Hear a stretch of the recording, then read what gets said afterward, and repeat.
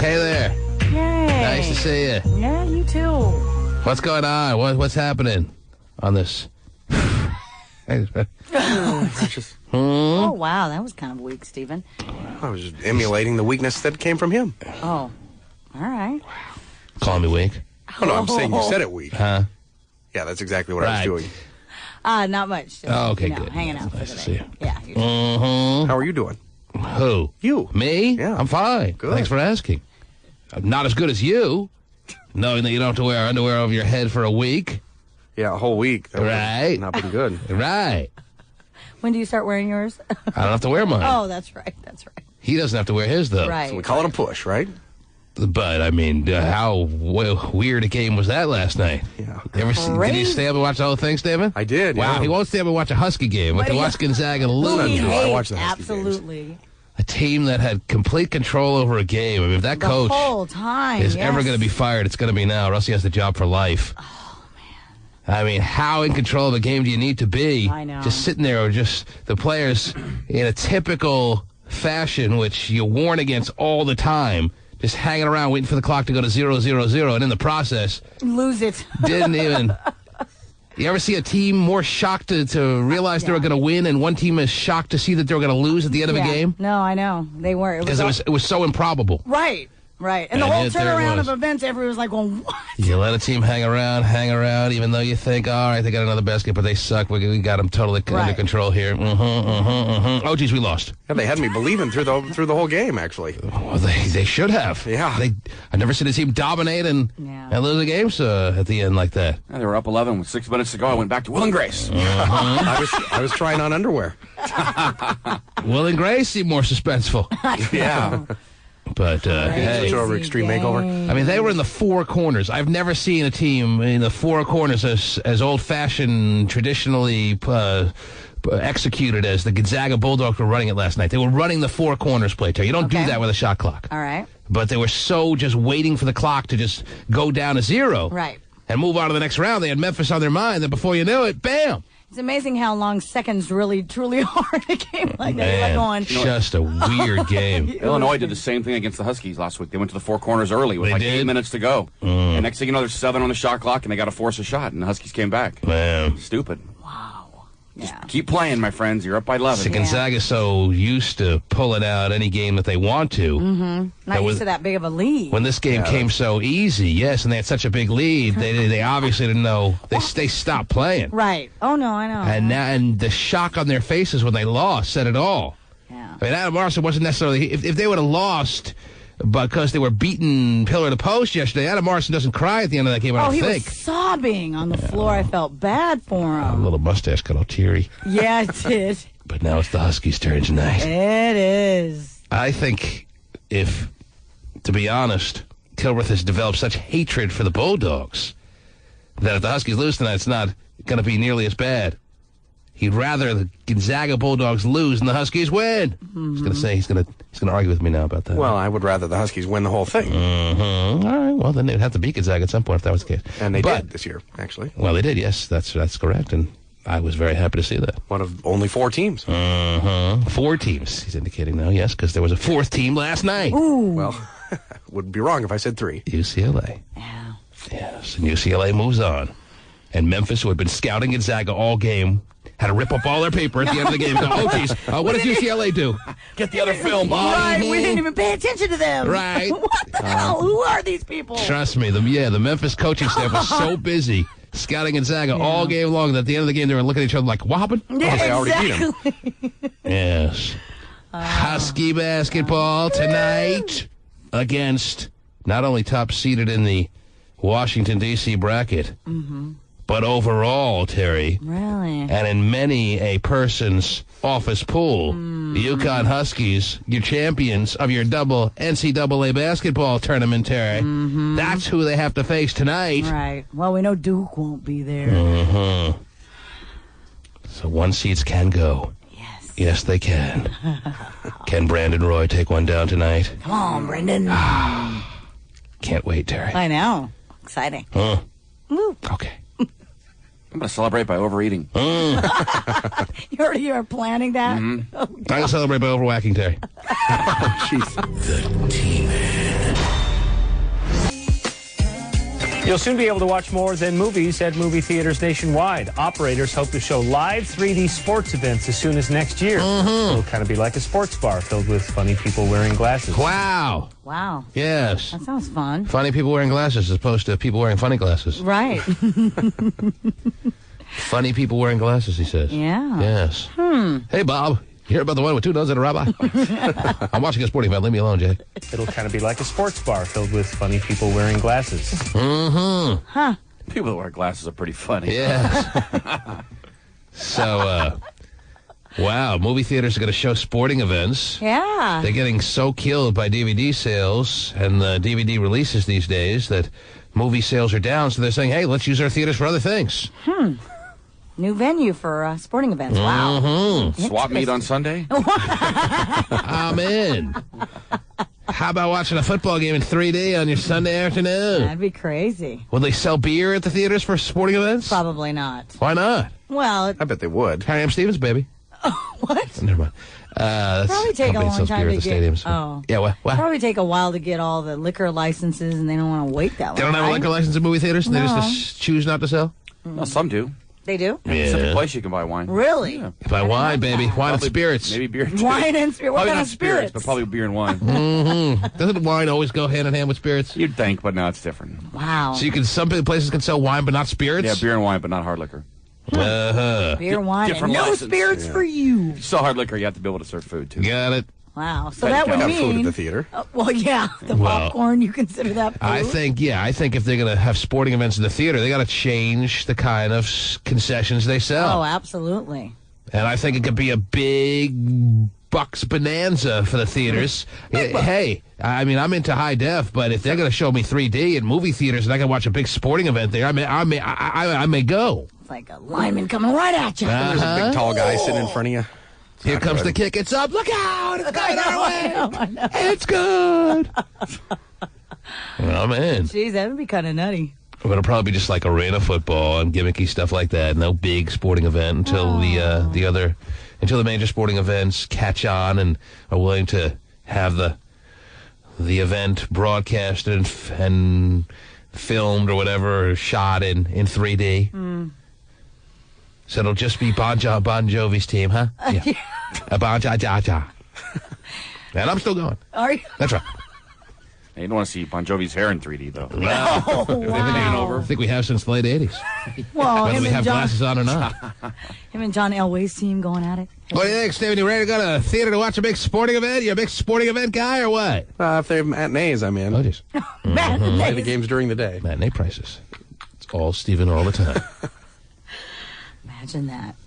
And here's a man who's a matinee idol, at least, Terry. And you know what, T-Man? Let me tell you something. Why are you making fun of people who want to go to the goddamn theater Oh, jeez. and suck down a Big King Cup? Let me tell you what. He You got have no fired. sympathy over the Gonzaga Bulldogs. I'm telling you what. They're also a Northwest team besides the Huskies today.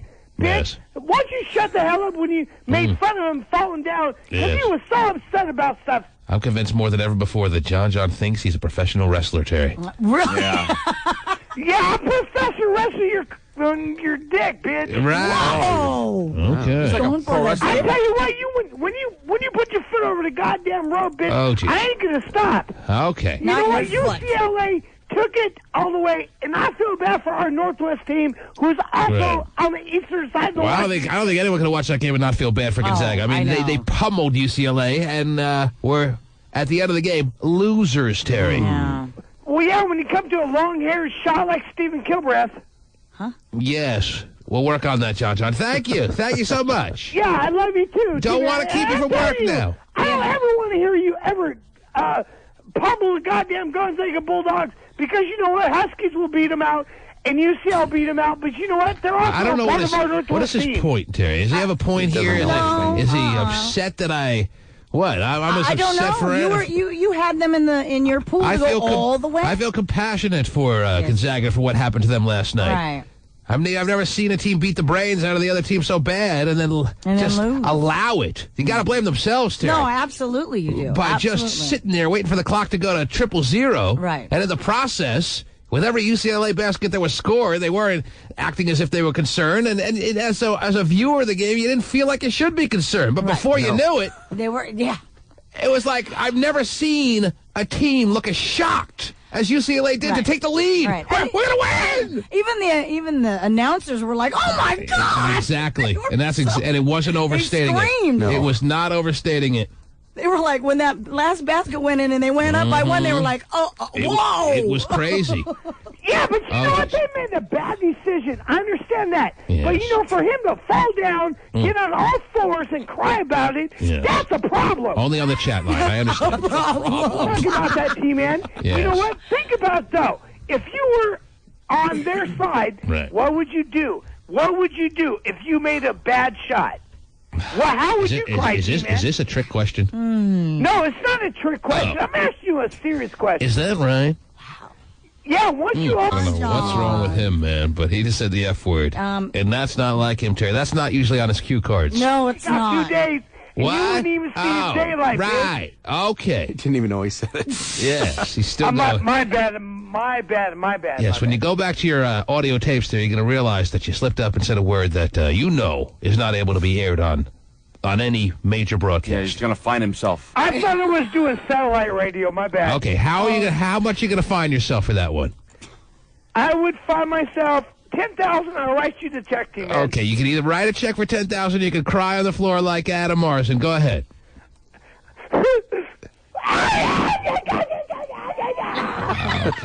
Doesn't he have to go to his job? Yeah. Monday and Tuesday off, he said. Yeah, Monday and Tuesday Ain't Monday or off. Tuesday today. John is the only person I know able to get jobs as frequently as he does and keep them for 4 weeks and then take a nice 6 to 10 week period off. It's amazing. Right. Consistently, he's able to do It that. was a week before y'all left for Vegas, and you forgot me. You left me hanging like a rag doll. Right, okay. Well, if any Ragdoll. visual really captures the essence of John, I think he just nailed it. Ragdoll is perfect. Ragdoll's pretty good. Yeah. No spine. Yeah, he broke his back, so he's a little flimsy. Very flimsy little guy.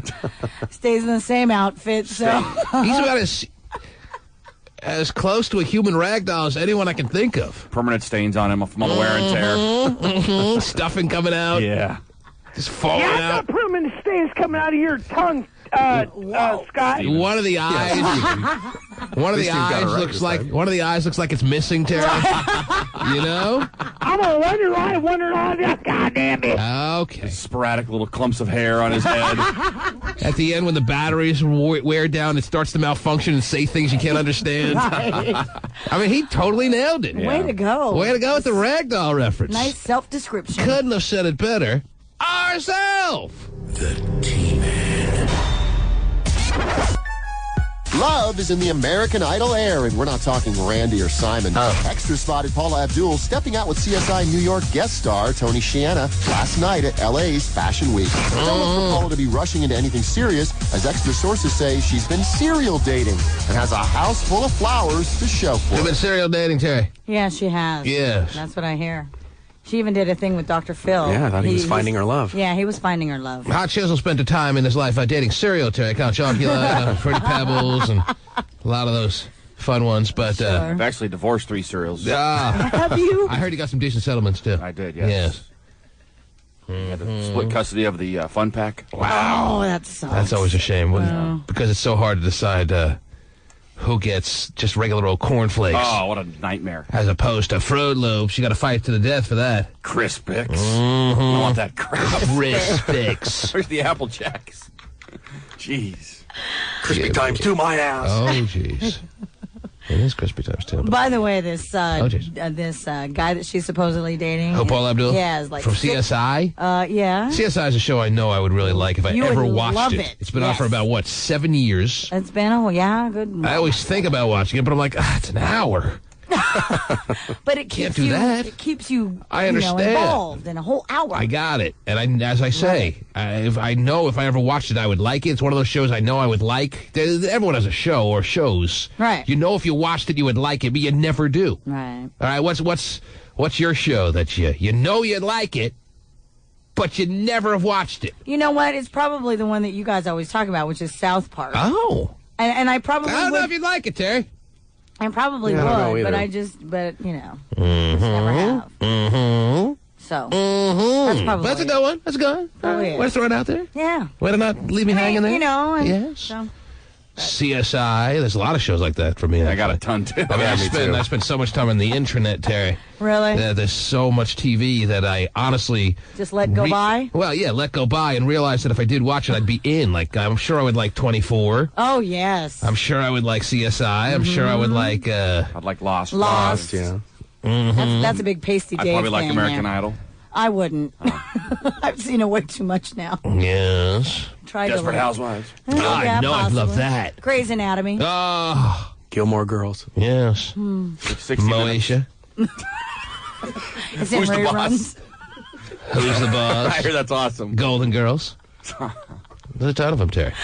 Right. Designing Women. Oh, CSI okay. Miami's the best one. That's Yeah, the one you know should what? start Yeah, watching. well. Why is that so much better than CSI New York or CSI... Well, CSI New York, I think, just got on the bandwagon too late. jeez. But Miami and the original CSI are the best. Right. So, yeah. See, I like the dude who's in the original CSI because he was in... He was William in, Peterson? Yeah, he was in Fear with Marky Mark, Terry. Yeah. And I thought it was kind of a cool... He was the dad. It was a kind of cool movie, yeah. Yeah. Mm-hmm. Yeah.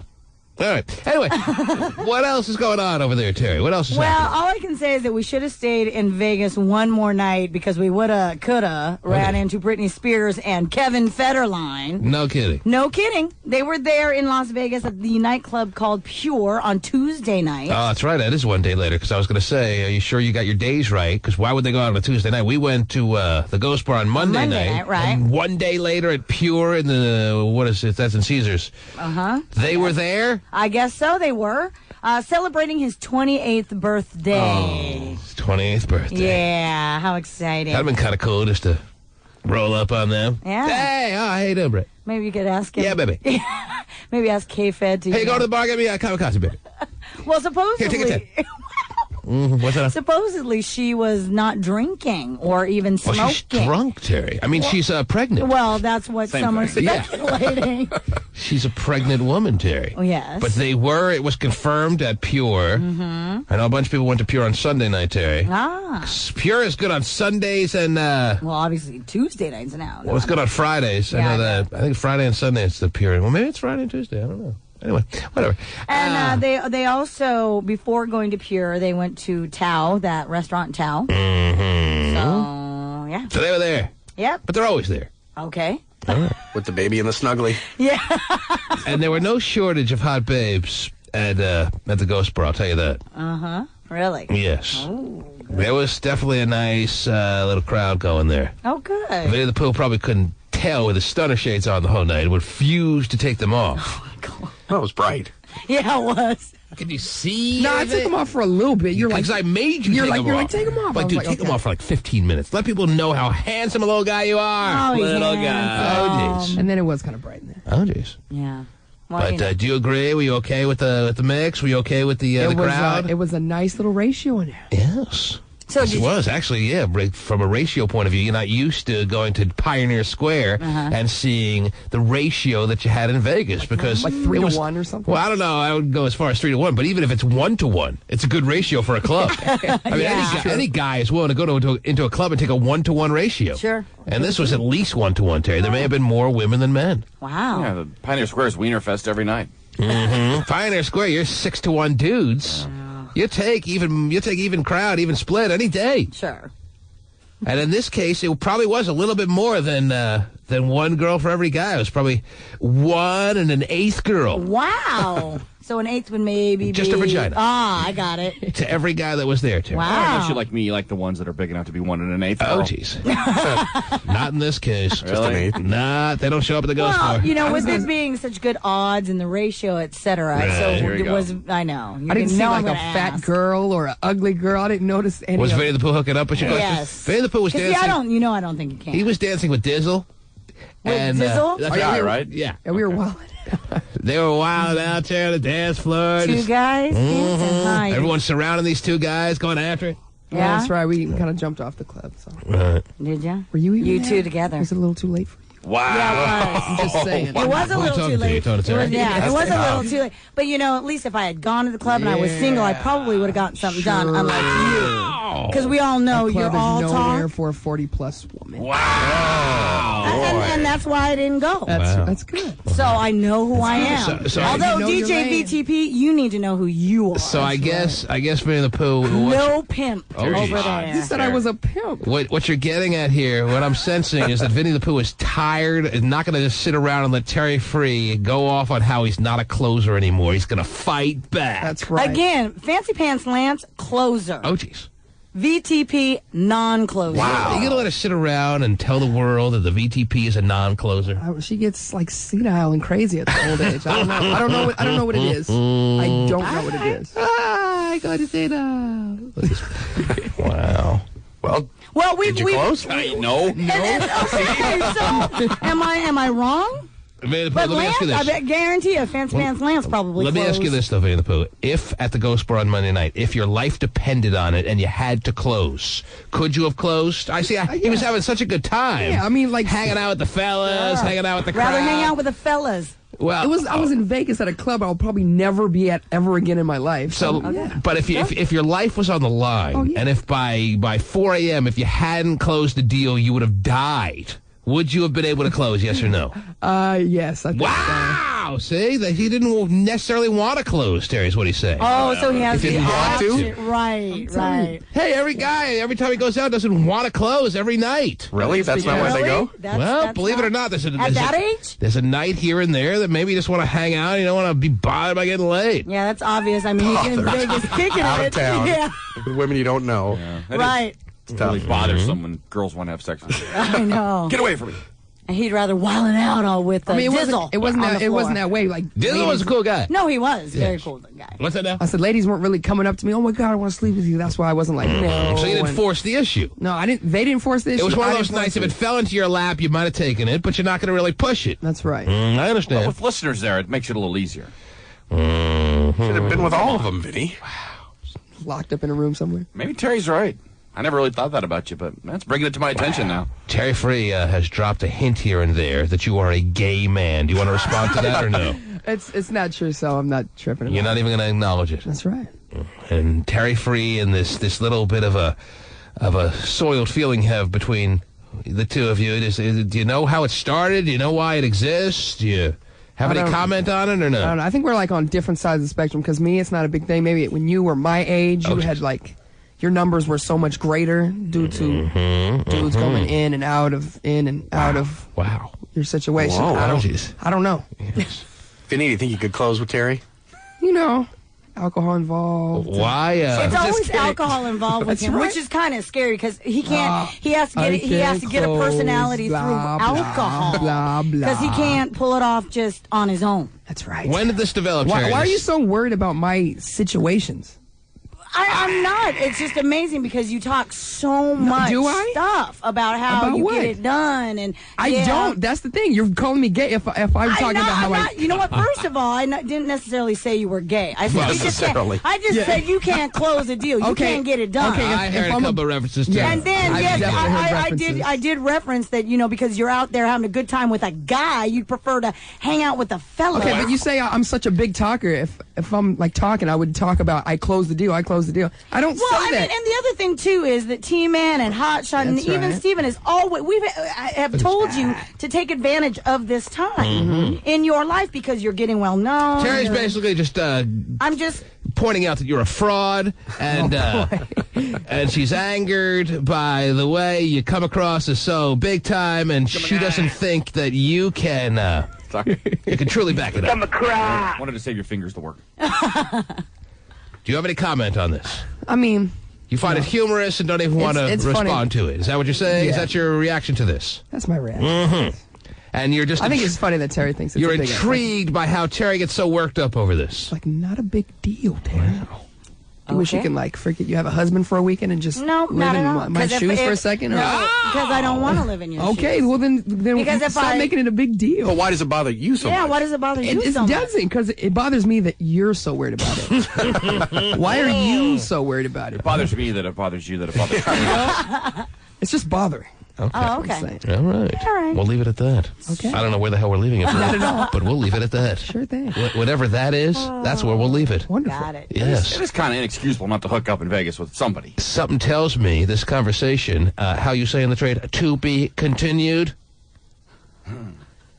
Terry's pointing out that here is a prime example of a time that you should have hooked up. You had 3 days, your own hotel room, to make it happen, and it didn't happen. And this is the last and final point you would ever have to make in dispelling all the myths that you are a big-time a player/baller.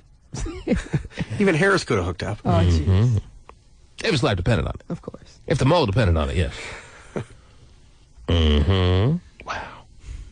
Interesting. Interesting conversation.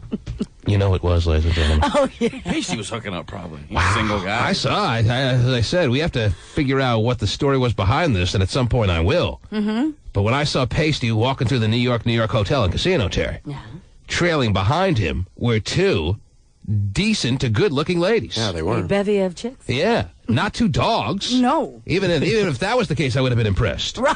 He had 2 good-looking ladies walking behind him. Wow. Like it was some third world culture. Some old-age Japanese kind of thing, or maybe even common everyday, today, current day Japanese kind of thing, where the woman walks behind the man, Terry. Oh, man. I got You know, that kind of thing? Yeah, I gotcha. But they were definitely trailing him like they were with him, and we're not going to lose him. Ah. So I want to know what that was all about, but not now. I'm not ready for it. Okay. Okay. Oh, yeah. He's You- big time. You get ready to He's a closer. you get ready to respond to that Okay. whenever the time comes about. You got it. All right? Come a cry. It comes about. And not to change the subject from the Vegas experience, Terry, a man who made the trip possible. He was able to get in under the wire, Terry, with his wife. The only deal, the only stipulation was he had to purchase a male prostitute for her. Oh, Whether yeah. he did or not, we never even Followed up on that. so he may have gotten away with one there, Terry. But Tim and his wife are back from Vegas, did not return on the party plane, made their I own know. plans. Oh. Kind of party pooperish, if you will. So speaking of pooper, what happened with your wife? Hey, man, it was great. I got to say, we didn't quite follow through with everything we were supposed to. Wow. And I apologize about that. But I did take her to Dre's and bought her quite a few many little dances, so to speak. So And- just going on the honor system, Terry. Yeah. Just trying to be a person of your word. When I gave him the opportunity to go to Vegas on the party plane, I said, one thing you have to do. And he said, yes, T-Man, I will do this. Yes, he did. I said, you have to, in order to make things even on what you did and what you explained to us in the studio. Maybe you weren't listening last Thursday. I think it was last Thursday or Friday, whatever it was. Friday. I said, you just have to purchase your wife a male prostitute and let them go for it, at least an hour alone in your room. He said, yes, look me in the eye. Yes, I will do that. He did. And now he's coming forth, honestly, giving us the information. Got to give him a tiny bit of credit for being honest instead of lying about it. But he's coming out and he's telling us, am I clear on this? Is this what I'm hearing, that you never bought the prostitute for your wife? Didn't buy the prostitute, T. There should be some penalty for that. Well, then maybe he has to buy. Can we buy? Oh, well, no, never mind. He has to buy us trips for Vegas? No, never mind. Forget it. It's the one guy who forgot his name, Party Plane. How does he live with himself? Terry? I don't know. Looks me in the eye. I don't know. I mean, maybe we should have been more just on top of the situation. Well, and, but again, and it was an honesty system thing. It was an honor system kind of thing. Right. But once you get there, you And don't want to keep tabs on we people. wanted to do other things, exactly. We wanted to sit there the whole trip consumed with thoughts about whether this guy bought his wife a prostitute, so I forgot all about it once I was there. But Right. it's still the honor system kind of way of going about life. Sure. I gave him a trip with his wife, free of charge, you did. hotel, airfare. Yep. Least he could do is follow through on his word. That's all you ask. And he didn't even do it. She didn't feel comfortable, T. I got to be honest. She didn't feel comfortable. Is that what you're saying? She didn't feel comfortable? She did not feel comfortable. So you were ready to do it, Yeah, She didn't feel comfortable because you brought the hatchet with him, Terry. Yeah, I did. What did you pack that for, honey? That's why we were delayed at security. Yeah. She didn't I'm feel just gonna comfortable. kill my wife. Okay, cool. You want us to believe that she didn't feel comfortable with the idea of having a male prostitute. Well, she looked kind of giddy about it when she was here in the studio on Friday. I do remember that. Well, that was because payback was in her eyes at that time. But then when it sunk in that she would have to spend time with a male prostitute alone, she didn't feel comfortable. Or she didn't feel comfortable the way you were ready to pounce on her and the situation, the way you were dealing with it. Maybe she didn't feel comfortable about that. Is that possible? That's a possibility. Mm-hmm. Yeah, because I mean, when you brought that, up to his attention that that's what you wanted him to do, his whole expression changed. It was like, whoa. The point is, what can we do at this stage, Terry? There's nothing really we can do. But Right. how does Tim live with himself? I He don't know. sat in here. Not an honorary guy. Honorary. Oh, just- yeah, whatever. Yeah, whatever that is. He's not. Honorable. Honorable guy. Yeah. If it's any consolation to you guys, man, we ended up staying an extra day. Stayed at the Venetian, just kind of rekindled the magic, man. And I'll tell you what. Oh, such a bonus. Let me tell you. La-ti-da. I think That's it's not pretty what we- clear what happened here. You saw his expression here in the studio, and when push came to shove, Tim was not allowing his wife to get a male prostitute. Yeah. He did not want his wife to see a full-grown wiener, Terry. Is that what it was, Tim? That's a possibility. So how do you look me and everyone else in the face, accept the trip, and know that you're not going to follow through with your small end of the bargain? How do you do that, Tim? How do you sleep at night, Tim? I was full ready to do it. I got that much respect for my wife in this situation, and I know that she... So she was the one who pulled the ripcord on it. She really did. She really did. She just told me she just was comfortable, and that's why we didn't go to the ghost bar that night. She didn't want to face all you guys. I didn't realize you weren't there. Maybe her just knowing she could have done it was enough. That Man. was good enough for her. What kind of recourse do we get at? I mean, what is Tim going to do now to make Refund good? the trip. Give us the money. No, I'm not going to ask Tim for a refund. I'll do what you want, man. What is he going to do to make good here, Terry? I mean, this is lame. How does he sit here, say he's going to do something, accept our trip, when others were dying for it? You saw the faces of the other people that lost on Friday, Terry. I know. You saw how they were basically looking like Adam Morrison at the end of a game that they had secured, and then all of a sudden let slip out of their hands. Right. I know. We're going to take away his memories. Have her come down. You Vinny, didn't have fun. Vinny can close the deal on her. Wow. And the bottom line is, I mean, Tim's a nice guy. Oh, yes. It's hard to Very get nice guy. too angry at Tim because him and his wife are nice people. Yeah, they are. But still, I mean, it's wrong. It is. Did you have a good time, Tim? Man, I had a great time. It was unbelievable. We would have had an even better time if you weren't so filled with guilt that you couldn't come to the ghost bar. If you weren't... Hey, I wanted to get it there, man. Yeah. But you were so filled with guilty feelings, you couldn't even show up. All right, that's punishment enough. Not really. Anyway. Maybe all that pasty run through her. Oh, whoa. God. Maybe Pasty did. You did think he was kind of cute. Maybe that's I don't know why. where that came from. Oh, jeez. His wife likes pasty. Maybe that's why Pasty's been so giddy since he's returned. Oh, hey. You're a giddy guy. I am giddy. Yeah. Sam, call you Sam Giddy. Sam Giddy got it. Gotta get it. Tim, as I said, I give you a couple of points for honesty. But overall, scores are low. Ooh, low score. For Tim and his wife, Terry. Yeah, I hear you. But we'll get over it. Yep. We've been duped before. We'll be have. duped again. Hope you had a good time, Tim. Man, I did on behalf of me and my wife, man. Thank you guys. All right. You take care now.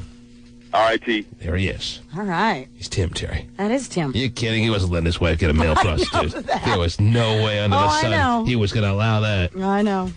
And yet he told the story, his wife finding out for the first time on Friday here in the studio about how he lied to her about a trip to Oregon that was actually a trip to Las Vegas. Didn't even tell her about what state he was in. What if there was a family emergency? We're going to go play golf in Oregon. He told her he was going to be playing golf in Oregon. Meanwhile, he's off with his boys in Vegas, having strippers over in his room at 4 in the morning. Oh, my God. Strippers/prostitutes. Oh. Yeah, I just came out of the bathroom, and there they were. And he accepts it. Yeah, right. What happened? Wow, how'd you guys get here? It's like a magic trick. Mm-hmm. Lance Burton made him appear. Well, Terry, as you heard, I was struggling with some kind of way that would make me feel as though we got a little bit of payback from Tim for all we did for him and how little he did for us. Right. And something is starting to come together in my mind. What's that? Because I'm thinking, it's so after the fact, what can we do at this point? Well, if they weren't able to make it happen with a male prostitute in Las Vegas for his wife, he is going to have to make it happen, even though we're back on the mainland now, Terry. Right. He's going to have to make it happen in a room for 1 hour, his wife alone, with this guy. With me. You know what? He can come over and clean my shoes, lick my feet, and also scrub my toilet with his tongue. You know what there, Tim? You know what? It didn't happen, but come over here and you'll find out what's happening. All right. I'll tell you more about this after these words. That's right. Take us to break, son. Come on, that was too short. Take us to break in full traditional style. Go ahead. And Tim, going to Vegas, it didn't happen with you, but we'll check in with you, and I'll tell you what, you'll have to be a janitor this morning right here on the T-Man Show after these words. Much better. Heather and Richie, Extras got breaking new divorce details. These just filed court documents we obtained today. Yeah, it's Heather Locklear gets rid of December, Terry. Something's got to give. Oh, boy. Reveal the couple officially split the day after Christmas. Day after Christmas, that's always nice. Oh, yeah, there's my gift. Okay, thank you. Yeah, it's been real. See you later. Oh, it's what I always wanted, a divorce. Thanks. It's about time. Reveal the couple officially split the day after Christmas. And Sambora is fighting Locklear's request for sole physical custody of their 8-year-old daughter, Ava. Oh, jeez. The papers also reveal, yes, they did sign a prenup when they married 11 years ago. Oh, okay, good. Now both are asking the court to enforce it. Wow. Enforce this. Wow. There it is. Yeah. A lot of people get divorced right after, around, during the holidays. Oh, I don't know. Huh. Very interesting time, though. Yeah. Unwrap the president's a divorce lawyer. I know. Wow, what's this big present you're bringing in? Why is it moving? Yeah. I think during the holidays, like, I'm not going through this again with you next year. Damn it, I didn't want this. Why is your gift moving like that? Is it the same as last year? No, it's divorce lawyer. Anyway. That is sadder on the holidays. It is the day after Christmas. Oh, I mean, their fights used to be a lot more civil. It used to be over who feathers their hair back the best, and now it's much more serious, Terry. It's a damn shame. I know. I wish the 80s hairstyles would come back. They're almost trying. They're trying. They're not there full board, Terry. Right. I mean, you look at some of the 80s rockers and some of the old videos. Sure. You realize it's not back in full force. No, but it's trying. Inching towards. The bigger jewelry's coming back. Like remember the big jewelry? Yeah, it's coming back. With that full, just white snake hair, not back yet. Can't wait. White snake hair. It will. It was at some point, yes, because there are only so many styles you can go for. They got to cycle through. Oh yeah. Why can't you wait, Stephen? I love it. So you can keep yours the same. Yeah, no. Can't wait to never change mine. No, I love it. I think it's cool. Will there ever be a point? Because maybe they'll bring that kind of music back, too. Will there ever be a point before you pass on, Stephen, which we hope is years and years and years away? Will there ever be a That's point? one of the nicest things you've ever said to me. Will there ever be a point? 4 years. Will there ever be a point that you change your hairstyle, go with something new? Change that hair. I would say that there's no reason to at this point. What if you're on a game show called Hair Sharks? Change that hair! Oh, yeah, I'm going to yell it. Come out of the studio and yell it. Would that be a good game show? Yeah. Oh, change that hair! Well, there's no reason to, Stephen, technically, but you think he ever will? Just to do something, say, different. Yeah. Nah. Really? Oh my God, are you serious? And we changed the center part to a buzz cut. Buzz cut, yeah. Maybe I'll do a buzz cut. Wow. You kind of have that, don't you? Tell you what, though, Stephen, you're trying with your clothing style. You're trying to make some changes, and I think that's cool. Mm-hmm. Make that change. In the club, Terry, the Ghost Bar, he was wearing his red club Ghost Bar shirt. With my nipples pounding through. OJ's. I didn't notice And that. he said that he had a lot of people touching his nipples, by the way. Is that right? Is that what you said, Can I Stephen? borrow that shirt? You were supposed to keep that between me and you. I know. Gee whiz. Who was touching your nipples? Just that old woman touched him when we were at the New York. Yes. Mm-hmm. Afterward, I said, they're like, oh, I like your club shirt. Why did you leave so early? And I said, well, because my nipples are pounding through. And They're I not don't really just like showing it. through, they're pounding through. And then my gut's pounding through. You know. I'll tell you what. What are you supposed to do? I'll tell you this, Terry. What? We learned from mistakes we had made the year before. That's why this party plane to Vegas was that much better than last year. And if we ever do it again, if we ever do it again, no problem. If we ever, even if it's a party cruise, Terry, to Mazatlan or whatever the case may be, that'd be great. we're going to learn from mistakes made this year. And the only mistake I can think of made this year is we let listeners dupe us again. It's you'd think we'd be the ones duping listeners. That never happens. No. We are, as we say we are. All right? Find me an area where we've duped you. Doesn't happen. No. But I got Tim promising he's going to have a male prostitute come into his room for his wife. Is that too much to ask for, Terry? And he doesn't make it happen. No. I got, who was that one girl who promised, or a couple of girls who promised to bring hot girlfriends with them, and they brought their boyfriends? Mm-hmm. Who was the one you told me about, Vinny the Pooh, that you said her boyfriend was the best-looking girl in the club? Oh, nice. Cressa, right? Yeah, Cressa. Steven knows. He agrees. He was pretty good looking. Very pretty. That guy was hot. He was pretty. Well, he's got this little skinny Armani little style going. Yeah, and very pretty. Oh, lame. Vinny said she was he was the best-looking girl in the club. I mean, he had the little wavy hair and I ain't knocking the dude, I but thought it was kind of That's kind of a knock it. If you call him the best-looking girl in the club, it's kind of a knock already. Yeah, so don't just backpedal there. Yeah. But she lied to us, Terry. She did. And, next year, we're going to make them sign contracts before we agree to let them go on the plane. That's probably your best bet. Next year, if your promise is that you're going to bring a hot girlfriend, we're not going to let you get your tickets until you produce and give us the information on who this person is. That hot We girlfriend. learn from our mistakes. We don't say we are so unbelievably intellectual around here that we fail to make mistakes or errors. Right. We do it all the time. But we don't make them 3 times. No. Next year, we implant explosive suppositories in everybody's rear. And when we come back and find out stuff about them, we just hit a little button and they blow up. Who gets to do that? Steven, sounds like you're up to it. Yeah, me, dude. Well, you with the red shirt with the nipples bursting out. Seem like the Pounding through. The man for the job, Stephen. That was a saucy red shirt. Yeah. It was very saucy. It was the ragu shirt of the trip. No. Kenneth Cole outlet, lots of good deals. Wow, Kenneth Cole, you fit into Kenneth Cole. Where's the outlet 6XL. Yeah. Anyway. Supermall. See what I'm saying? I do see what you're saying. And just not getting anything out of it, sitting over in the corner of the ghost bar, a little table like bumps on a log. What are you even going for? You know what I'm saying? I know what you're saying. I seen her once. And that was on the airport Why even going back. go? Yeah.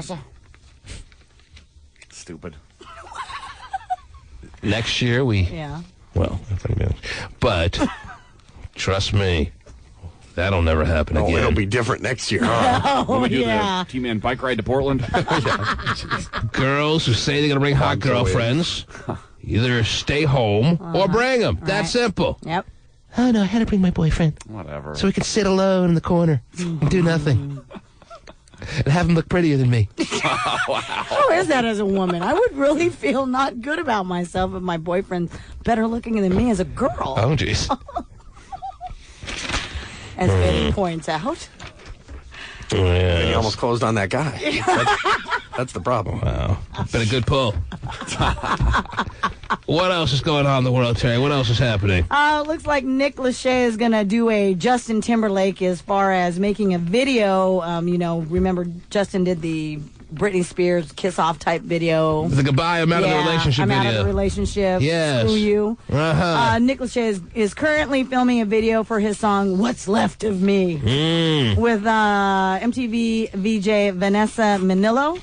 Of course. She was co-hosting with Regis yesterday. Yeah, was she? Okay. Is that right, Stephen? Is that how you spend your day off? Okay. Yes. Okay, anyway, Us Weekly is reporting that the video features Nick singing in a house that looks kind of like the one he and Jess had. Right. And as far as I'm concerned, he's back to Nick Lachey, Terry. Well, okay. Well, anyway, Nick Lachey, it's just, you got it. It's kind of the same thing as Justin. I'm sure his solo career is going to be just spectacular. Oh, yeah. And he's going to be able to host all the Christmas and Armed Forces specials by himself, and everyone's going to watch it. Mm-hmm.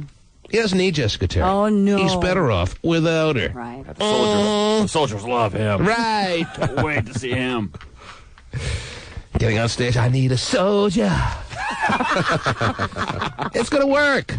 Sure. It's going to work just fine. Don't worry, Nick. I'm sure his handlers are telling him this. You're going to be better off without her. Well, his handler is his brother Drew, who is now doing way better than he is.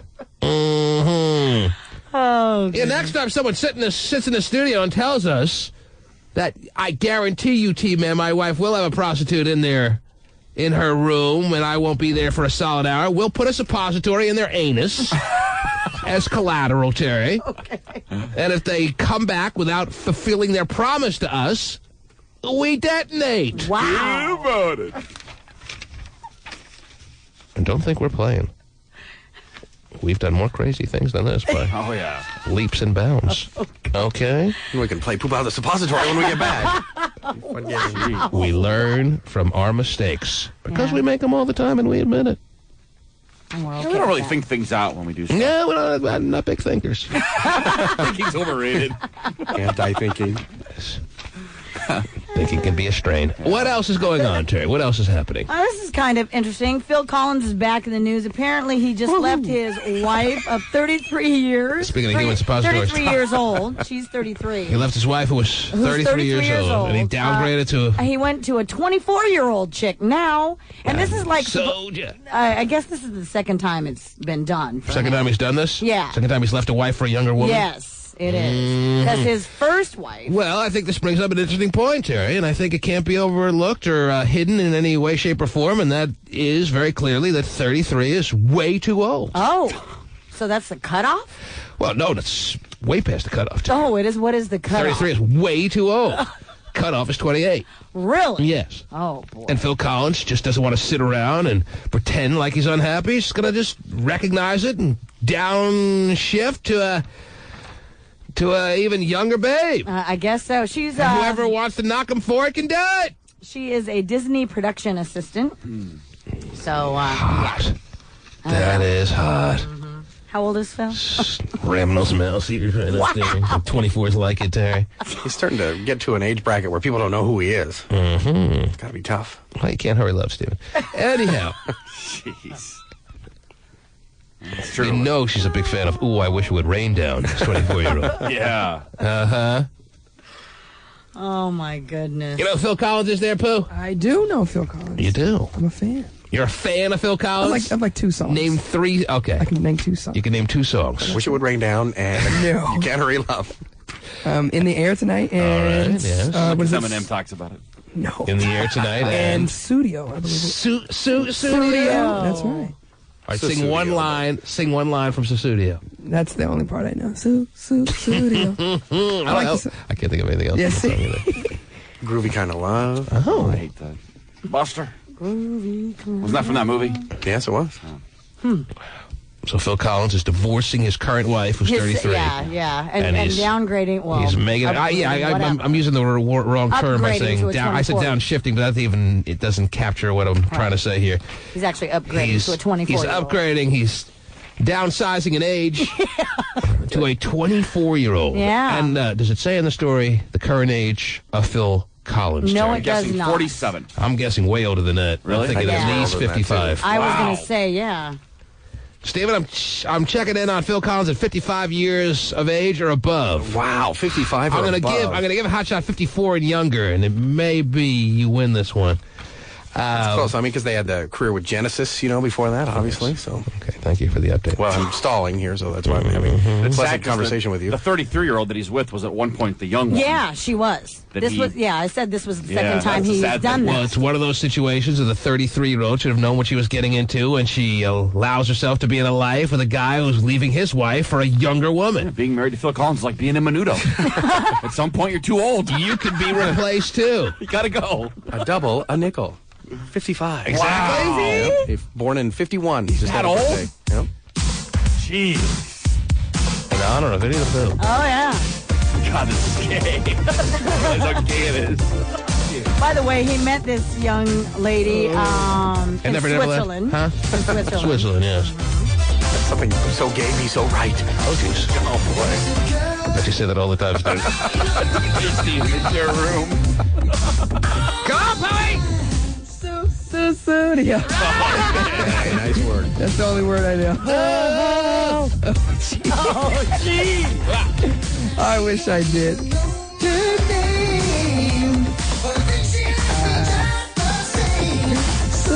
Studio. Now, if you have that kind of pull, that kind of power, that kind of whatever you need to, as you advance in years in your life, the Pooh, if you have the opportunity to downsize and age, as far as the women that you're having in your life, do you do that? Or once you get married, are you a married man forever? Well, I mean, I wonder if there was a reason besides the age that he left the 33-year-old for. Yeah, what she did. Or I'm sure he could throw out a reason that would make it seem justifiable. But the bottom line is, he likes his women young. She had a birthday. At 33. Yeah, she had a birthday. 33, way too old. I mean, Well, when you got people like Billy Joel doing it, and if age is your thing, I His guess wife so. was like 3 when the song was out. nutty. His new wife, well, is he married to the 24-year-old? there's- Or whatever, yeah. He's just hanging with her. He's hanging with him. Was she that old? Born in 82. Whenever this song came out. 85. Still 3 years old.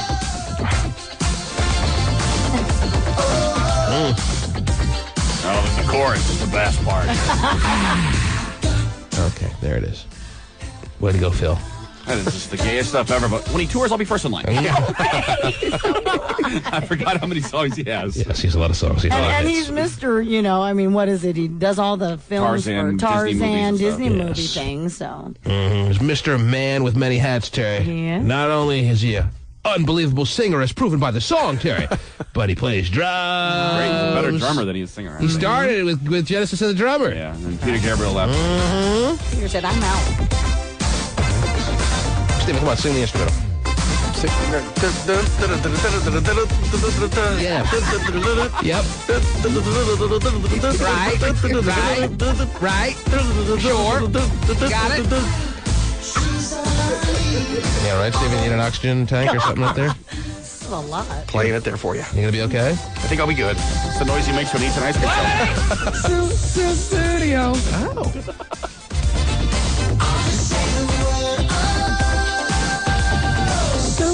Studio. That's right. That's right. He's going to add his own. Oh, my God. Studio. You brought this on yourself. You're a big fan. I like this song. You're a big fan. Of 2 songs.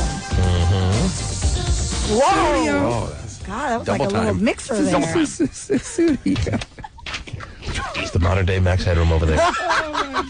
Okay, what else? Phil Collins, 24-year-old babe with mouse ears. Sounds terrific, Terry. This might be of interest for Hot Shot Scott. Oh, the geez. Rock and Roll Fantasy Camp is back. Rock and Roll Fantasy Camp. Yeah, it will be August 13th through the 17th. It's being held in New York City, and it's only going to cost a mere $8,500. They have baseball fantasy camps for, Yeah, they do. for geeks and that kind of people who are into that kind of stuff. Sure. Play with the real pros. Yes, and they have Star Trek kind of get-togethers, obviously, and now for you, rock and rollers Right. that will never die. They have your fantasy All camp. right. $8,500 plus you can, yes, nice steal there. You can also add a spouse for only $500 more. Sorry, fantasy camps are just so gay. Even if there was like a porn star fantasy camp, I mean, it is anything fantasy camp oriented. You gotta separate yourself and say, I can't be a part of that. Just too gay. Not gonna allow myself to be a part of any kind of Nerdsville-oriented event like that. Please. Well, yeah. Just let me sit at my poker table for 14 hours and call it good. Hey, I'm not going to poker room fantasy camps. I'm going to real things, baby. And just because I won a $13,000 cash allotment in Vegas, Oh, boy. I have to throw it out there. Sounds like it. All right? Well, it's the biggest amount I've ever won in a tournament. You Put it all on red. Yeah, double that. Double that. Double it. Let's see them hand you $13,000 in a fantasy camp. Huh? You hand them the money. That's I know. $9 grand. Here, rip me off some more. Well, but for some, it's well worth it. You just never know. Yes. If I get to sing Bob O'Reilly with Roger Daltrey, it's all worth it. There you go. Things like that, priceless. I'll just watch it on A&E. little cheaper. I guess so. Was he trying to make a reference to me being some kind of geek, Terry, for playing poker? Is that what he's trying to do here? Steven? Kilbreth, yes. I think Because so. he just doesn't No, get he it. wasn't. He just doesn't get it. Well, then why did you bring it up? Yeah, why'd you bring it up? Well, because you said it's stupid to go to fantasy camp and do something. I mean, So these how do people you are come obviously with any kind of comparison? How do you tie in any kind of fantasy camp reference to poker? How do you do that? Because people may think it's silly to sit at a poker table for 14 hours a day. Well, you only sit there 14 hours a day if you last a long time in a tournament, which I'm sure you never could. Oh, well, you don't even play, so don't worry about it. What am I bothering you for? He's right. I played 14. Well, I played, the tournament started at 2 o'clock. It went past midnight, Terry. Wow. Well, but the outcome was Yeah, I mean, if you really want to, Stephen, you could bust out in 5 minutes. Nah, full. Thanks. It's been real. But I was representing. Whoa, and you did a fine.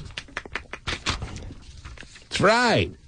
There's a little pride factor to walk into the Bellagio the next day and see Bellevue, Washington up in lights up on the big board there. All right, can I make any more references to how great I did? Go ahead, tell him he sat next to Celine Dion's husband and That's he right. lost, okay? He lost, and I had a hand in my Renee. Mm-hmm. All right? You suck, Renee. I said, go and cry in your billions. Yeah. Girl name. Mm-hmm. Did I talk to him? No, you don't talk. I know. Well, maybe you do. I don't know. Not at all. You Yeah, he wasn't chit-chat to sitting right anybody, next to though? me. I got in trouble one time for talking. Did you? The guy I was sitting next to, actually, these are all like millionaires. The guy I was sitting next to has a horse that's going to run in the Kentucky Derby this year. Oh, wow. So you guys talked horses. And I said, I have a horse that has 3 legs, so we have a lot in common.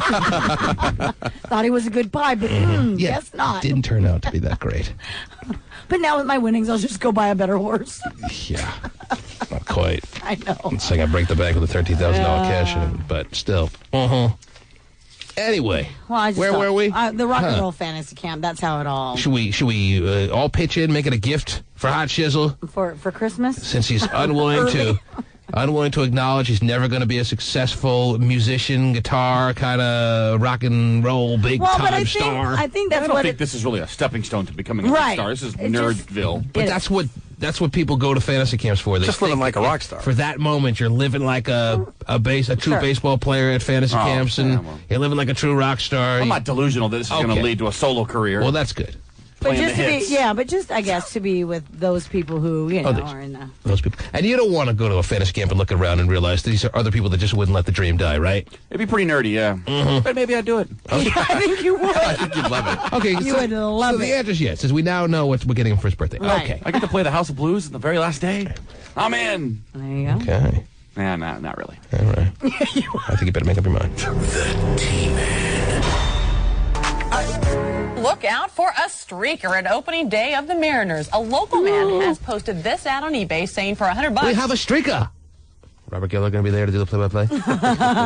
Because every time we have an Emerald Downs event, Terry, there's some streaker out there. They think I put him up to it, Terry. I have nothing to do with it.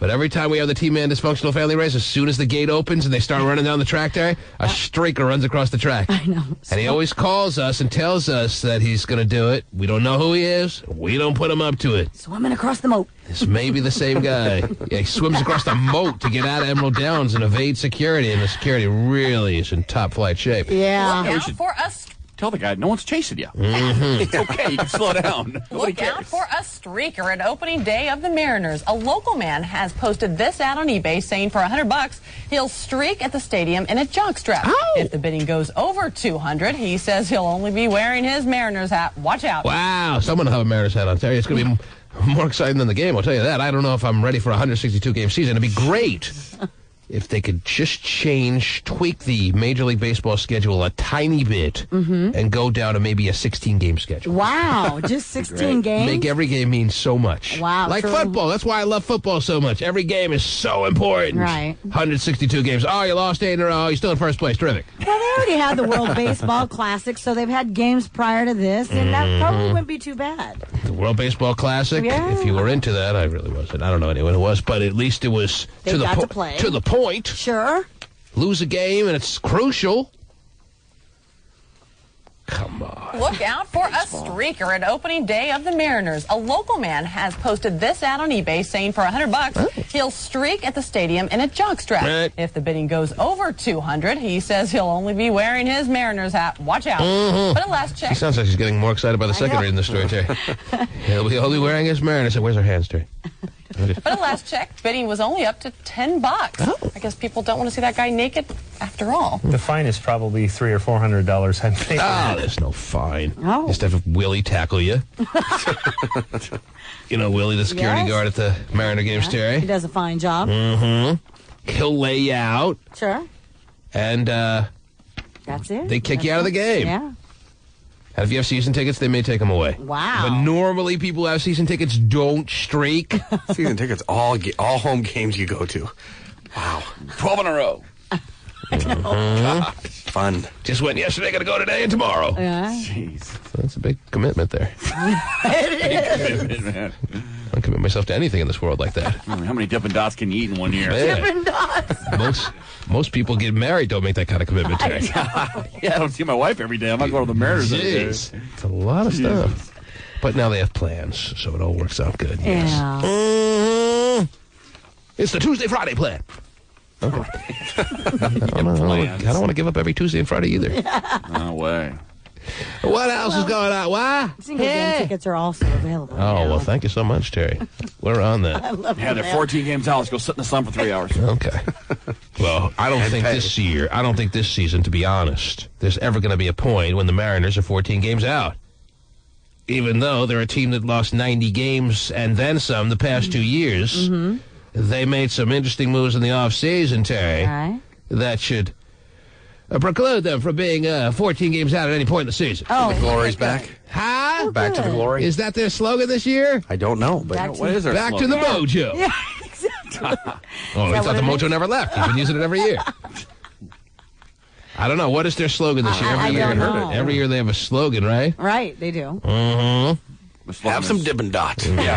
The slogan is, we know it's baseball, but come anyway. Oh, jeez. Oh, What's I this? like the Mariners. Oh, who doesn't, Terry? And you can like them, too, for 162 games starting in a couple weeks. Man. It's a long season is my point, No, Terry. I know. There's no is. reason for is. any event of any kind, no matter what it is, anywhere in the world, to be 162 days long. But didn't baseball used to be America's game, or you know? Well, it still is considered America's pastime, Right. Jerry, but there's no American believes that, agrees. But that is the old cliche, yes. All right. Okay. What else is going on, Terrence? And then eventually I'm going to open up the phone lines this morning. We're going to take some calls on a Fractious Friday, don't you know? Oh, goody. Fractious. Don't you know? We were away in Las Vegas. We're back now in full force. Full force. The phone lines have to be jostled open, Terry. And then anything that's going on in anyone's mind is going to be addressed on this here program, Terry. But give me a couple of stories before we do that. Go ahead. Interesting survey here. According to this survey, 33% of people talk on the phone while they're naked. Okay. Does gay phone operator count as 22% of those people? I don't know. Yes. Probably. 33%. Yeah. At all times? Yeah. Well, when they're on the phone, it just says it. Or they're just willing. Some people are just unwilling to talk naked. It makes them feel naked. But 1/3 of people out there are very comfortable talking on the phone completely without any kind of, or a shred of clothing. Yeah. See, I can't talk on the phone completely naked. I don't. I'm not a kind of guy who can walk around the house completely naked. Really? I always need boxers on or something. I don't like being completely naked. Not even like in the privacy of your own room? No. There's always got to be some kind of fabric on me. Wow. Okay. I don't know why that is. I'm not one of those naked people. What, do you go to the bathroom while you're on the phone? Yeah. I do that. I let the person know. I don't even hide it either. What was that? Oh, nothing. So what have you been doing today? Oh, nothing. Let me tell you what you went wrong there. Oh. Yeah, it's pretty obvious. Yeah, it's pretty obvious that people try to hide it. Oh, no, I just trying to move something heavy. Having some cereal sitting on the pot. All right. But you move a lot of heavy things. Maybe you would think that I'm the kind of guy that would be very comfortable being completely naked. I'm not that kind of guy. Well, I mean, I think that if you're able to go to the bathroom while you're on the phone, why not be able to talk? Way Yeah. different. No. No, it's way different. It's way different mindset, Terry. Yeah. So, all right. I don't walk around. Who walks around naked? A lot of people do. Wow. And whenever I'm in the house, it's always the same thing. I always have a T-shirt and boxers on. Oh, okay. T-shirt and boxers. Huh. Mm-hmm. That's me. In case you were always wondering. And I'm sure you were. So, like, right when you get home, you just... Always change. As soon as I get home, I always got to slip into something more comfortable. I definitely have house shorts, and I have an eating shirt. An eating shirt? Yeah, sometimes it's gym shorts and T-shirt, but it's always either boxer shorts and a T-shirt combo, yeah. And a Coca combo. And what else is a... No, I like to walk around naked, too, dude. See, Pasty would be, believe it or not, the kind of guy who probably walks around his apartment naked. Lives alone. Yeah, smugging, no kids, smugging right. dillies, butt naked, lying on his bed. Right. Yeah. I love it. Looks like I'm giving birth to an elephant. Right? Well, some say you have a couple of times. There's a couple of rumors out there. Oh, okay. No naked. Well, okay. You can talk on the phone naked? Do you like naked, Terry? Yeah, I can talk on the phone naked. Really? Yes. Butt naked? Butt naked. Sleeve I can walk around in my bedroom, of course, not with the kids at home. People say, hey, what was that noise? Oh, just sleeve hanging out. Don't worry about it. Wow. What's flapping there? Wow. But you could, if the phone's ringing and you get out of the shower or something, you could be naked and I talk don't on the phone. get out of the shower for the phone. I have voicemail. Lucky for you. Yeah, the reality is I rarely answer the phone even when I'm not in the shower. Well, say you just got out of the shower and the phone rings. It's got to be someone really interesting on caller ID, usually from But you'll look then. What? Yeah, of course I look. But you can't walk over naked and look. Sometimes I don't even look. If something is good on TV or something, I'm not looking. You have a TV in your bathroom? In the bathroom, no. Oh, okay. So you must put something on between the shower and the TV then. What are we talking about now? Oh, no. When you get out of the shower, you have I don't get out of the shower. Stay in at all times. I'm there right now. It's just a body double. What are we talking about now? I'm just trying to think if just casual nudity. I mean, I don't think these are nudists that are walking around talking on the phone. I get out of the shower, I dry off, and I put on clothes. And then you walk around your house. Then I walk around my house. Whereas I can get out of the shower, dry off, and then walk around. Terry bought me a bathrobe about 8 years ago. It's never been touched. Yeah, can I have it? I gave it to Goodwill, Terry. G-Tig loves it. Some G-Tig. Who loves it? G-Tig. The G-Tig. Hey, are you ever going to wear this? Yeah. Can I have it? Loves playing bocce ball, too, I bet. Wow. Anyway, now you have a better understanding of who I am. Wow. We can all guess that Steven is comfortable as well. I bet you Steven is a naked guy. I don't think No, so. I bet he is. Fat guys don't like their bodies, man. Fat guys do not like their bodies, but if I'm in the shower and the phone is in the bathroom and it rings, I can talk on it naked. Why do you feel like there's someone who needs to get to you so bad? It's amazing to me. You get out of the shower to take a call? I have before, yeah. What's so important that ever happens in your life that you have to get out of the shower to take a phone call? Well, it's not important to you, but maybe it's important to me. Like what? Give me an example of one thing you got out of the shower for. You're like, man, I'm glad I enjoyed my shower for that. Well, I mean, I look at the caller ID and see if it's who it is. And then he gets back in the shower if he doesn't think so. Or like if you're just done with the shower and you towel off and then you're kind of naked while you're getting ready and all that kind of stuff. Getting ready for what? What are you getting ready for? You got nothing to get ready for. Well, you put clothes on, right? You got to get ready. Mm-hmm. Ready for what? I don't use the term ready. You don't get ready. For what? You don't get ready every morning when you come to work? I don't shower in the morning. I shower last thing before bed. You still get ready when you come into work, though. I get ready? Yeah, all right. But he's always wearing his boxers and stuff. He doesn't. Well, you got to change them after you get up, I would think. Let's right? cut our losses right here. Yeah. We'll come back with phone calls. Don't you change them? 1-866. You don't change them in the morning? You change your boxers. Dirty. Listen, I take a shower. I put on boxers. Jesus. Those are the boxers I go with the rest of the day. Do you have to tell them your But the next routine? morning, though, right? No, the next morning. The boxers I put on at night are the ones I wear through the day. Wow. Maybe that's gross to The you. next day? That's right. Wow. And maybe that is kind of grody, but that's Well, the because honest as a truth. fat guy, you can't get away with that. Well, that's because you're farting all through the day. That's what I'm telling you. Ladies and gentlemen, absolutely unreal.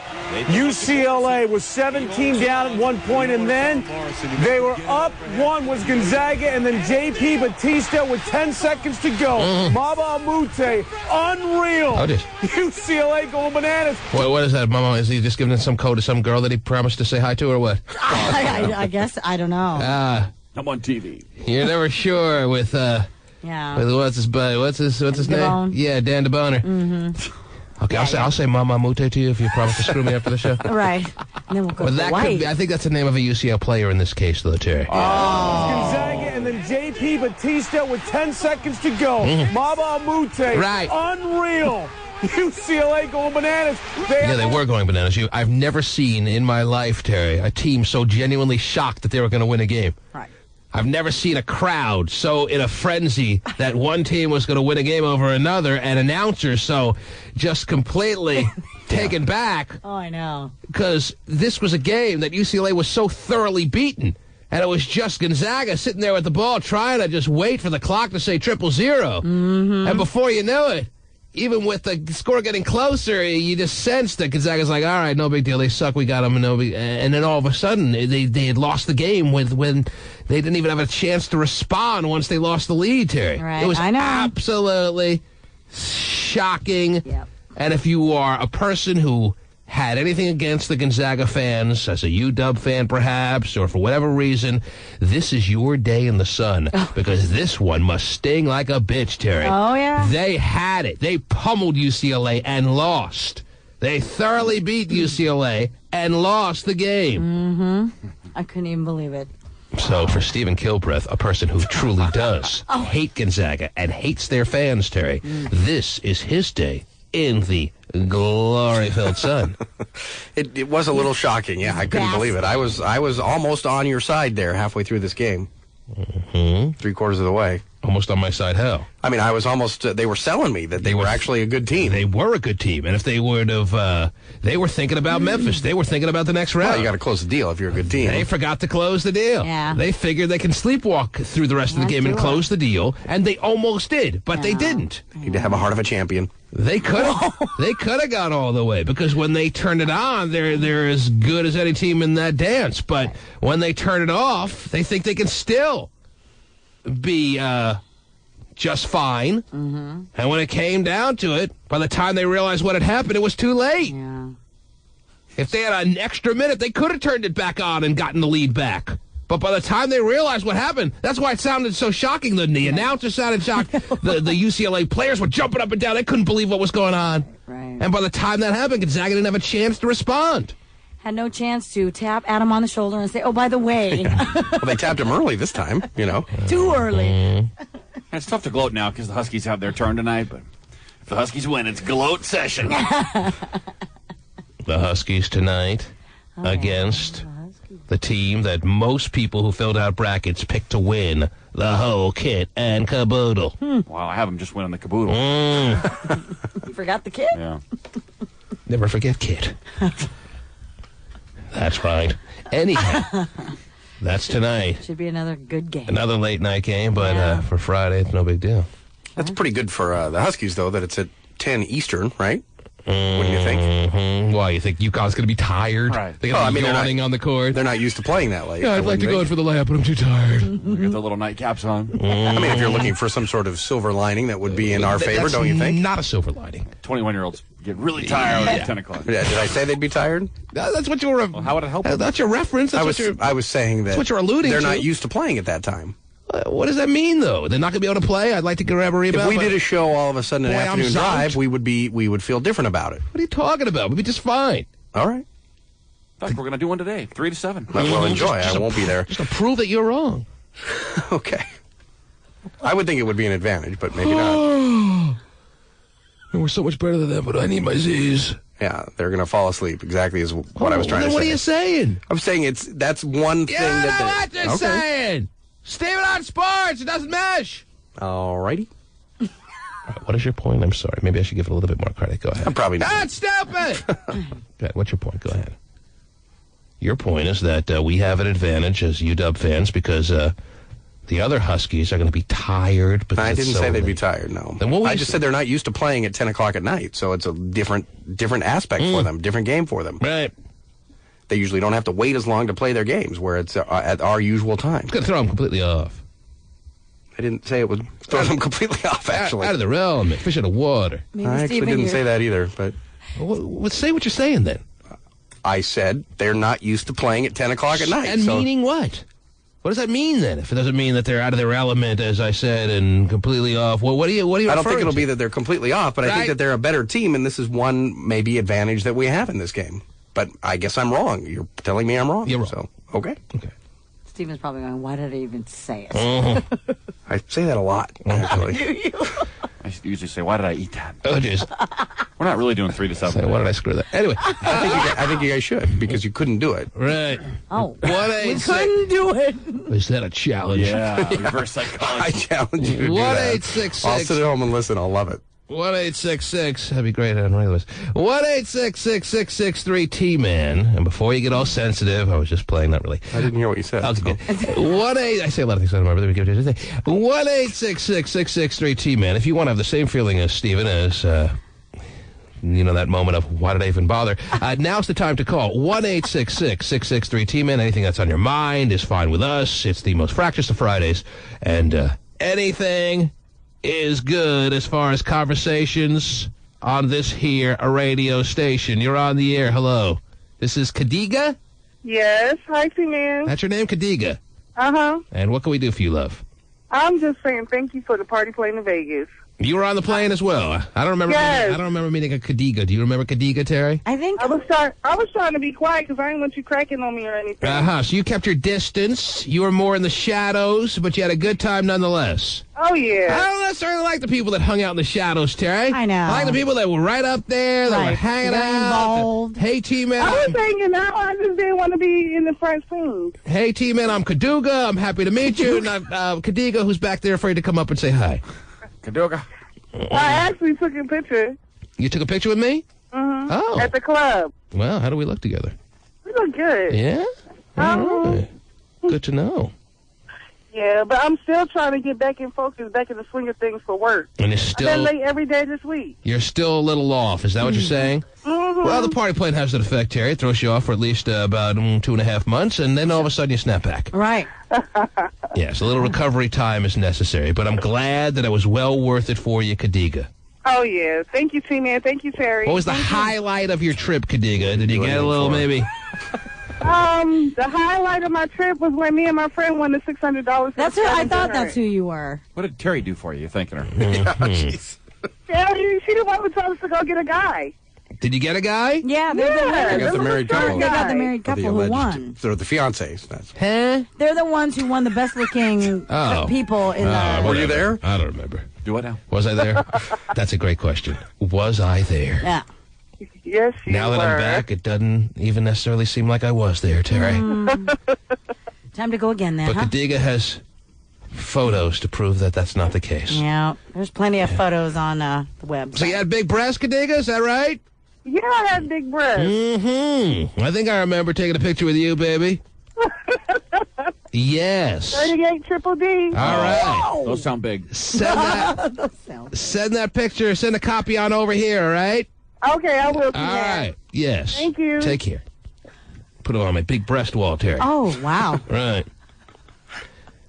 1-866-663-T-Man. A fancy, a pants, a lance. No. Oh, I hit the wrong line. Oh. Go ahead, Mike. Hey, man, I just want to say that Steven's always getting the bad end of the stick here, short end of the stick, whatever. I met him at one of the games, and I met him at an auction years back, and Your he's a real point nice is- guy, and I just want y'all to know that. So, Mike's point is that Steven likes the Steven, stick. you know what? You are a real dickhead! Wow. I really thought that was genuine this time. I thought it was going to be, too. Hook, line, and sinker. I was in. Setting him up like that. Yeah. I met him at an Brought up auction. and- Sounded authentic, sounded genuine, sounded like it was from the heart. Sincere. And then turning on a dime. Damn it. Foiled again. I thought you had a fan. No, of course not. Why is that funny? That guy just loves doing that, too. Yeah, he loves does. He wishes he could see Steven's face the moment he spins it on him. I mean, we get all... I think it doesn't do anything for me anymore. we get I wish it too, by the way. I wish I could see Steven's face the moment he flips on him. Well, we get all quiet and let him go ahead and say what he's got to Yes. say. Just to prove, Steven, that we let your fans, or your fan, come on the airwaves to have their piece Oh, yeah. We didn't have any idea that guy was going to turn on you like that. Did I, Terry? No. Okay. Did I look shocked? Did I Yeah, look like a 'cause- UCLA bench player? You did. I'd like to say I'm sick of it, but I'm really not. Right. It's funny every time for some reason. That is one of those things that'll be funny every time. Oh, So goodness. keep doing it, people. Yeah, you make it so easy for him. A fancy, a pants, a lance. Good morning, T-Man. Yes, fancy. I had to thank you for one of the best trips of my life. That was great. It was off the hook. Wow, that's a big statement. Wow. Yeah, it was one of the best, except for that grand I lost. That kind of hurt. But everything else was great. So you didn't do too well at the casino tables? Is that what you're saying? Well, you were with me half the time. You saw me going down. Yeah, you were with me for a bit. That's right. We were playing the field together on the crap table, weren't we? We were, yeah. I was trying to convince you to put more money on the field, wasn't I? Yes, you were. Mm-hmm. Boy. I lost just enough, though. It's great. I thought we were winning when we were playing. We were winning a little bit, but then after that, I hit the roulette table. And all right. So, all right. Yeah. There it So is. you're not the reason for the loss. Okay. The roulette is the reason for the loss. I usually am the reason. Well, you bought God, me too many you got to shots, put man. more That's money what on the field to happened. win money. Come on. You don't put $10 down there. Disgrace. How much you got on you? 500? Put it on the field. Got to play the field, Terry. Yeah, I guess so. In more ways than one. Oh, I was playing that field, too. Don't worry. Oh, wow. Mr. Closer right here. Gotta like those one-roll kind of wins, right? Right, Fancy Pants? Exactly. Mm-hmm. So you lost $1,000 overall. I lost $1,000 overall, yes. All right. And that stings a little bit. It does sting a little. All right. But overall, you're still saying, with that taken into account, one of the best trips of your life, or... It was one of the best trips of my life. It was off the hook, all the way through. And that's even factoring in the money, the monetary loss there. Well, it was a free trip, so $1,000 doesn't really hurt that bad So on that a just free makes trip. that cancel out. I see. All right. Exactly. All right. But did he give anybody the hard 4? Wow. Whoa. No, it's more like the hard 8. Right. Sure. You and a buddy. Mm-hmm. I saw him like late night with 2 of our listeners hanging out. Wow. Did you close the deal on the listeners that Hot Skizzle saw you with late night? Yes or no? That's a no. It was a partial close. A What's a partial close? Yeah. We did everything but. The close was ajar.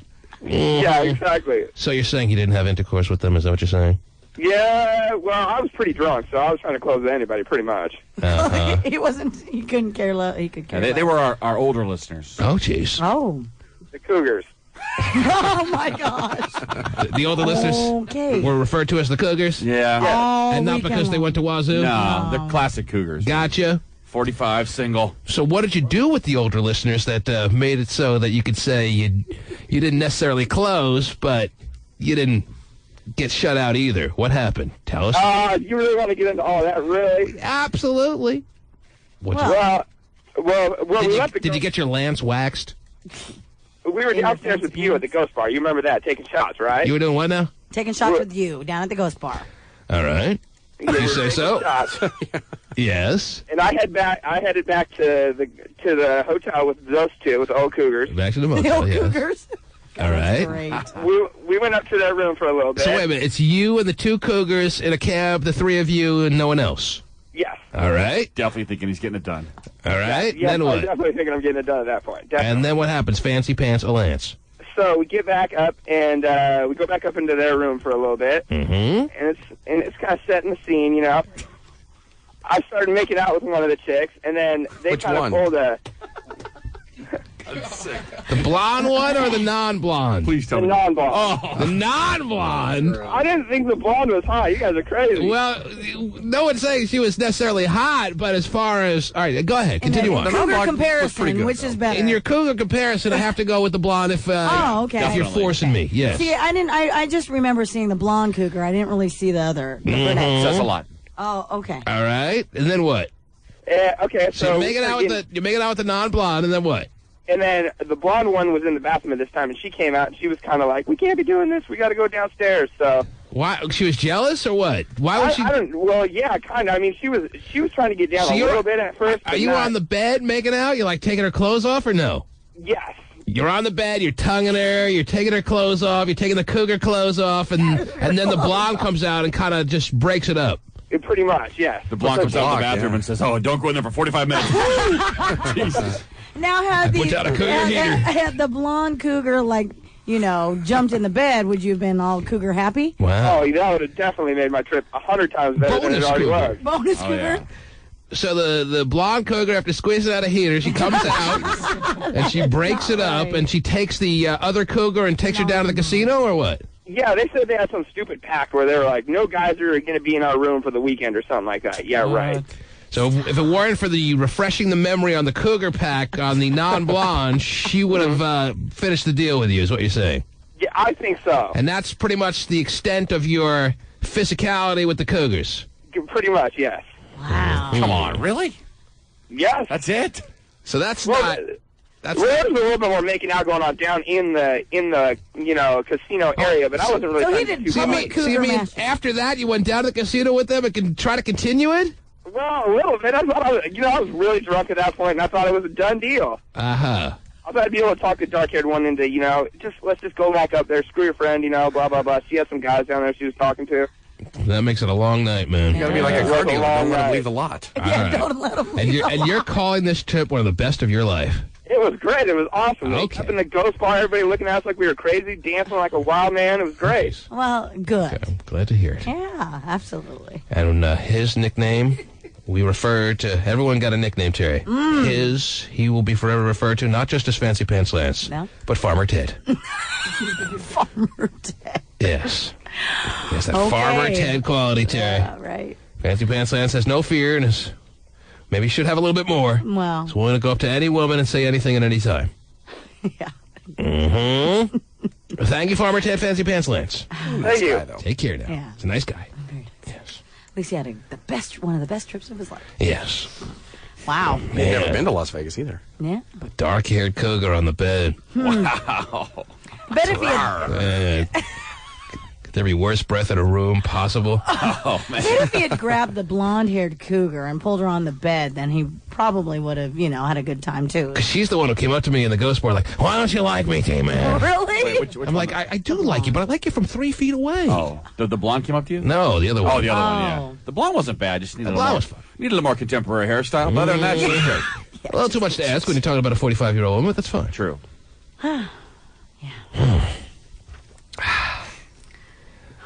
More calls. She's probably thinking, well, we can't be all as young as perfect as you guys. Oh, jeez. No, that's what you always think. She's probably thinking it, too. Seth! Again, I know who I am. Oh, jeez. Go ahead, Seth. Yo, T. Yes, Seth. What's going on, man? How are you, sir? What's going on, Steven? Not much. How are you doing? Wow. What's up? I'm with you. I'm with you on the UW thing, Steven. Okay. Straight out of UW. I just graduated from the dog pack last year. Well, good for you. So I followed him down to Boise. I didn't make it to Albuquerque last year, but we're going to go, man. I think this is our year. Well, I hope so. And I just felt sick. I felt like I was going to puke last night after the Gonzaga game. I felt the puke of happiness as well. What? Why would you feel like you're going to puke if you're a true dog?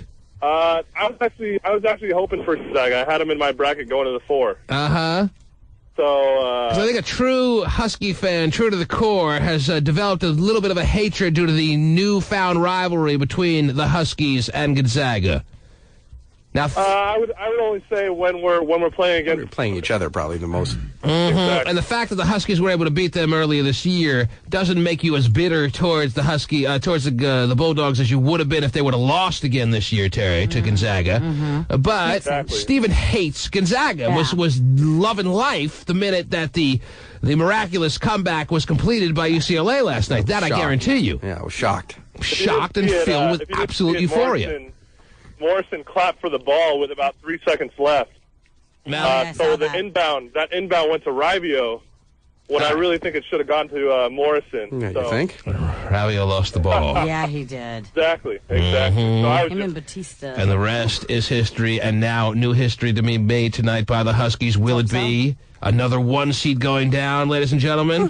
Will the Huskies live on to the weekend? Wow. Or does it end tonight? Terry, I think it's going to be a close game like most college basketball games tend to be, Terry. Right. You tend to play as hard as you need to play. Example last night, once Gonzaga was up and felt it was secure, they stopped playing. Yeah. What will happen tonight? My heart can't take it. Jeez. All right, don't say that. Yeah, don't.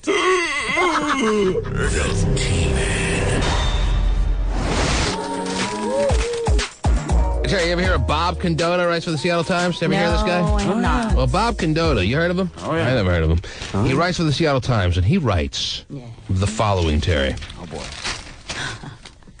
Washington will have to play its best game of the year to have a chance to win tonight. Even then, it may not be enough. I'll tell you this right now.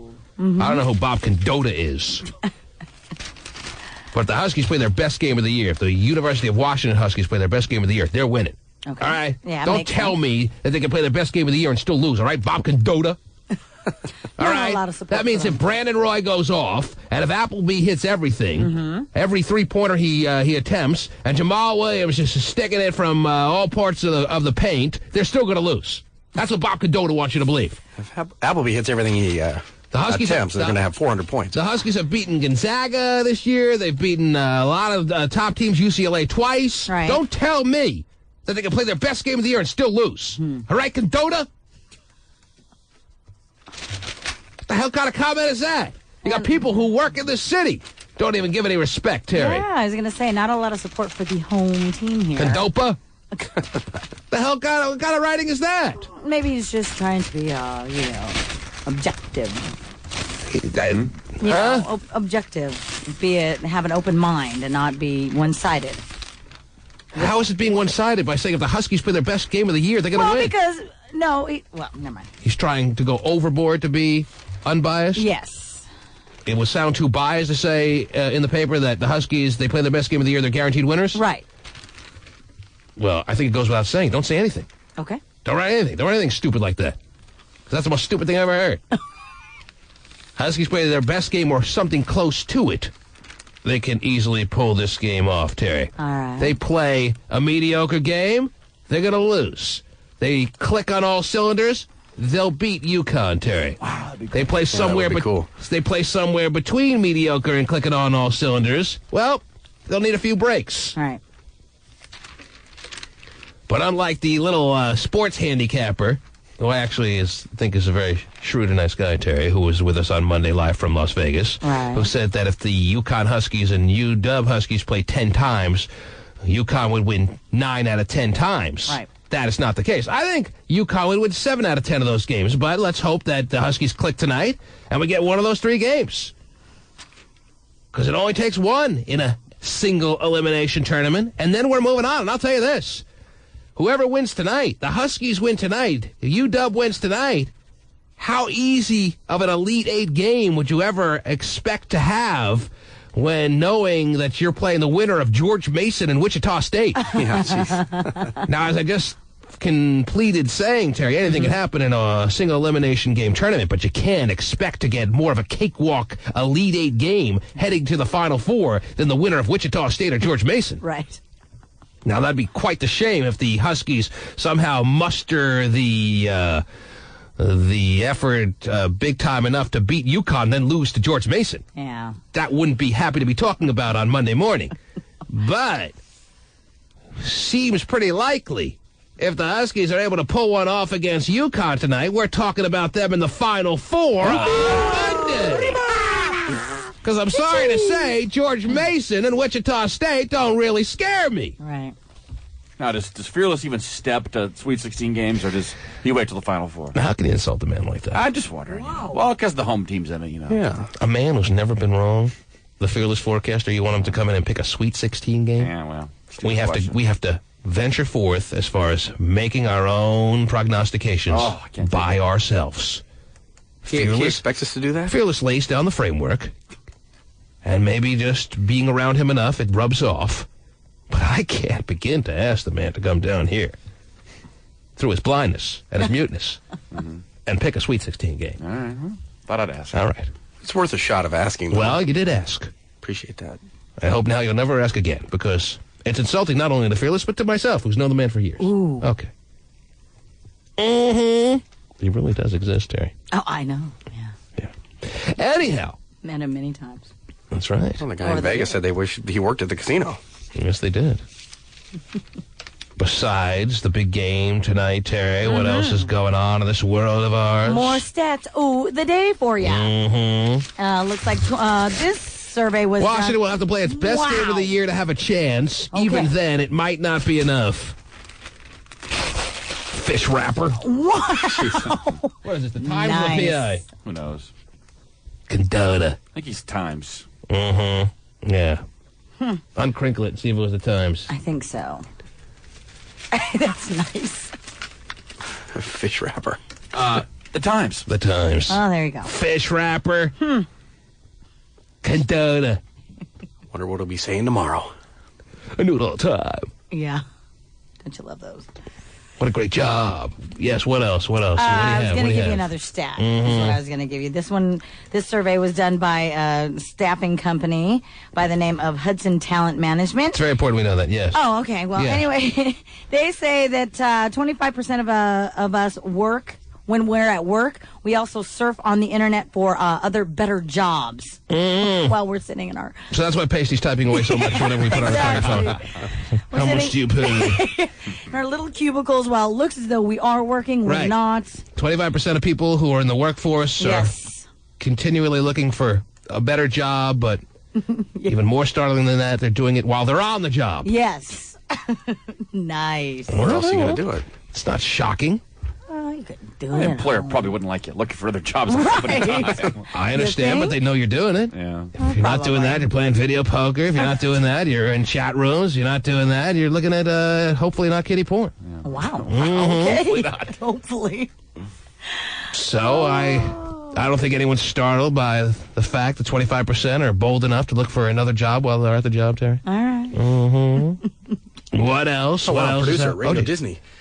Oh, sorry, were we talking? If you need a reference, I'll write a nice one for you. Oh, that's nice. Yes. Because I think you'd make a hell of a producer at Radio Disney. And the fact that they haven't come to you is shocking. You have to book Goofy this weekend? You got a cell number? Goofy calls up. my Steven's a God.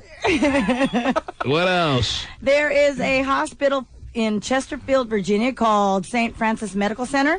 And they have just made a guarantee to all people who come to the ER that they will see an ER doctor within 30 minutes or less. Or you get free movie tickets. Yeah, I was wondering what happened to the general manager of Domino's, Terry. He's got a new job at an ER? Yeah, and an emergency room. How can there. they promise that? I mean, you go to the ER, you know you're in for an 8-hour job there, Terry. Right. You're sitting there many a time. Hours. Yes, you realize, even though I've been there with a shoulder hanging out of its socket.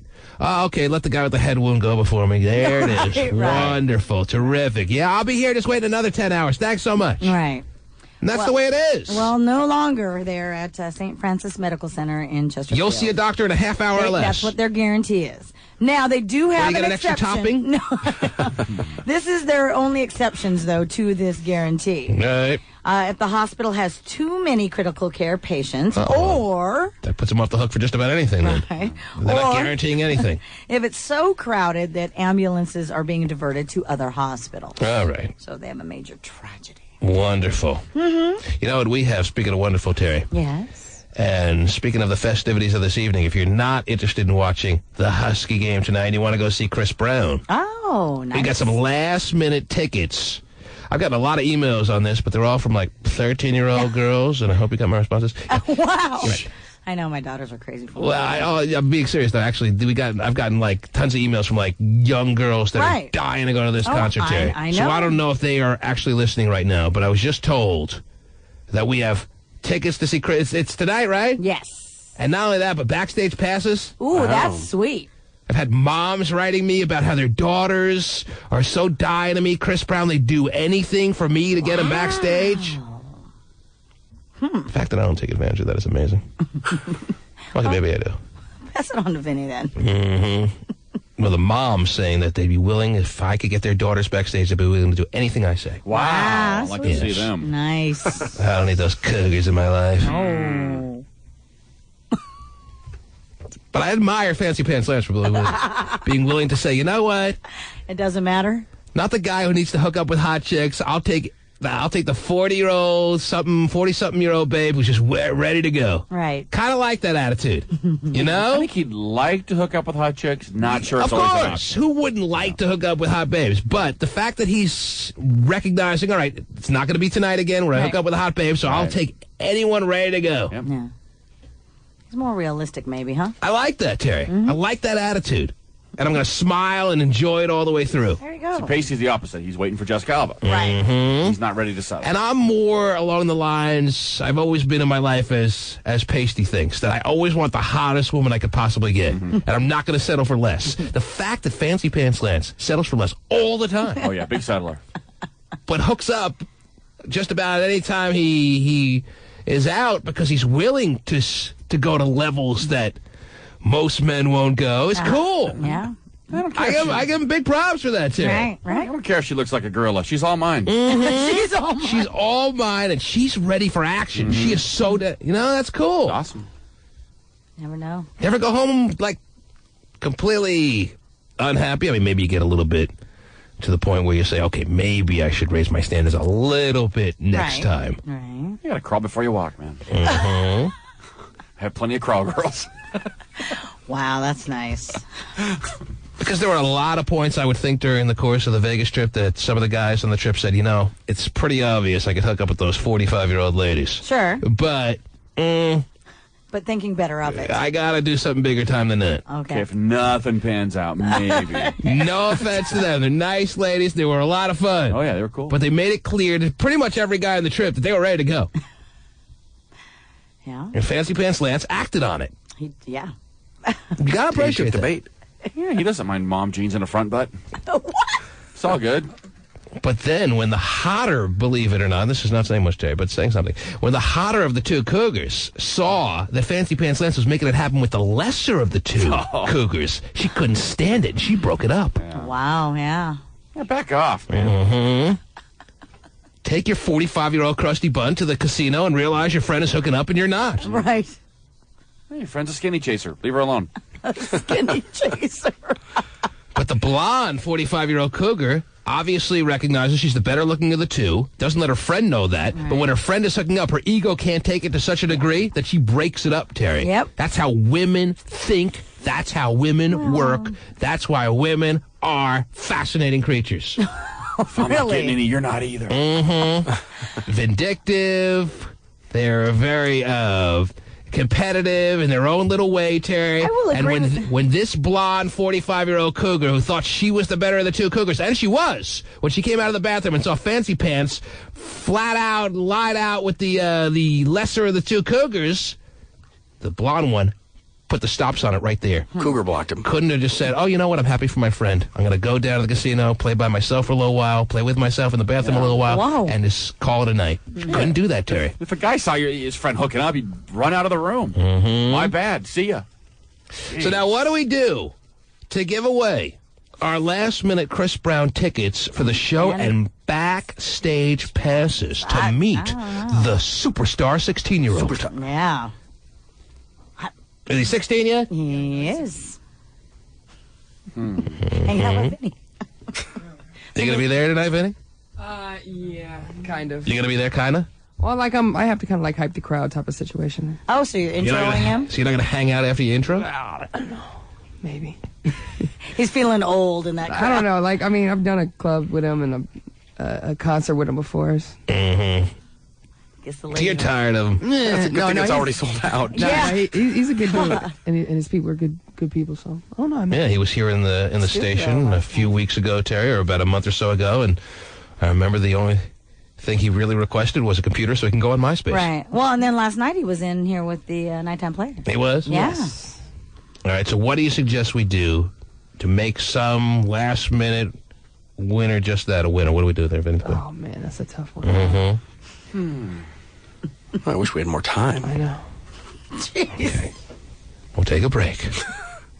When we come back, in the next half hour, somebody's going to win this very special package. Wow. Oh. And the Chris Brown tickets. And The T-Man.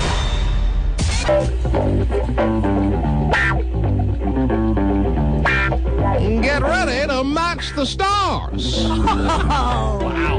With come on.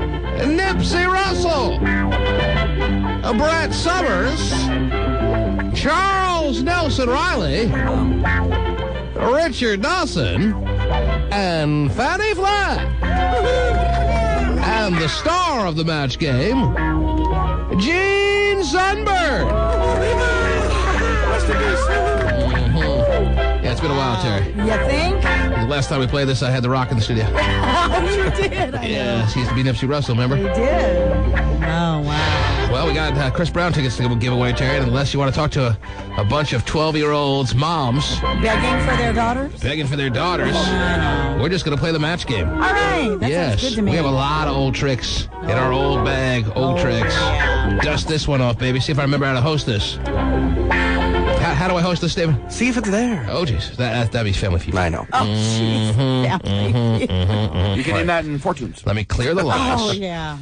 You call us. Now, I have a question here. I have a question I'm going to ask, Terry. Let me just get a contestant. And if the contestant is able to match one of our fine star panelists' responses, then they are going to get tickets to see Chris Brown tonight and backstage passes for tonight. Well, both tonight? Tonight. Now, Terry Frey's daughters were begging her to take her to the studio last night and get her to introduce them to Chris Brown. And Terry says no. Wow. Lazy. Terry Frey, not even passing on the perks of the business to her young, impressionable daughters who are in love with Chris Brown. Well, I wanted to, but it's kind of difficult when you have the toddlers who need to go Your to daughters sleep. had to hear it. We don't need to hear it, too. They're looking at me like, I'm sure the tone you used it with them was a lot more severe than you're using with us. I mean, even But one how do you- suggested said, I'll put on my pajamas so that when I get home, I can go straight to bed. I mean, a once-in-a-lifetime opportunity. know. You have the easy access. The key card, you got Right. your ins with the nighttime players. Right. He's sitting in there in the studio with them. Your daughters are dying to meet them, and you say no? Oh. These are the sorts of things you don't forget. You're just a dream crusher, Terry. These are the kind of things they're going to carry with them to the you're in old age. You're going to need their assistance to take you to the home, and they're going to say, well, we wanted to meet Chris Brown, too, Mom. Remember that? My mom told me I couldn't see Return of the Jedi because I got in trouble. Haven't seen it yet. I will never will. Oh, screw her. Just to hang on to that bitterness. Yep. They have Chris Brown CDs. They'll refuse to play them, Terry, just to spite you. I guess so. I don't even know what that means. But anyway, that's pretty harsh. I know. I felt bad. Truly, I did. I mean, if you had to, call some people that made you feel uncomfortable, that'd be one thing. All you had to do was get in your car, come up to the studio, and go right in. That's the kind of access you had. I know. Man. And you looked in your 12-year-old and 13-year-old daughter's eyes. Is that how old they are? No, 10, 11. 10, 11-year-olds. Even worse. Yeah. And you said, no, Mommy can't make it happen for you because she has to keep her tootsies up on this couch and relax. Yeah. And keep rubbing them. Yeah. Put some more lotion on that. On what? Oh, jeez. Anyhow. Jeez. Unbelievable. Okay, well, where were we? Back to playing the game. Matching the stars. Even though Terry's so brutal with her daughters, doesn't mean we're going to be with your daughters. Oh, whoa. Really? Easy. Didn't come out right. No. Or maybe it did. Anyhow. Wow. We are going to give one of, because I don't imagine anyone on the line is going to be calling in now except the same moms that were emailing me, oh, T-Man, if you could make it happen. Right. And I didn't even assume that it would come this easy. I thought I would have to make phone calls. I don't want to make phone calls, Terry. Right. But now these tickets and these backstage passes fall into my lap. Mm-hmm. And here we are. Yeah, here we are. Getting ready to match the stars. Ow! Now, let me see who's out there that would like to win these tickets and backstage passes Sweet. to hang out with a 16-year-old. Yeah. You're on the air. Hello? Yes. Oh, I want to win for some girls. Wow. Mm-hmm. Would you be a little bit more specific and explain? Oh, they just want to go bad. Well, who are they the love girls? Chris Brown, huh? I mean, you're pretty random with the, I want to win for some girls. You want to be more specific as to who the girls are? Well, I raised my niece, Ashley, and all her girlfriends. All right, well... Chelsea, Evelyn, Sam, I got a herd of them. We only have two. Leave me alone. Okay. It's not some big picnic Right. that we're offering here. It's not like 20. Be clear. Because I would have kept going with that phone call, but there would have had to been that moment where I explained to her that we only have 2 passes, and I don't want to hear any disappointment. I'm about to give away a big prize to someone who is going to be very excited about it, Terry. Right. No, I hear you. I don't need that. The fact that she was 25 when the original Match Game came out, probably not good either. I have 2 passes and 2 tickets to the concert tonight and backstage to see Chris Brown. Now, who wants to play the Match Game to win for their daughter or someone special? Woo, I do. Oh, no, you don't. You don't want your kids anywhere near them. Mm-hmm. That's what it comes down to. That's right.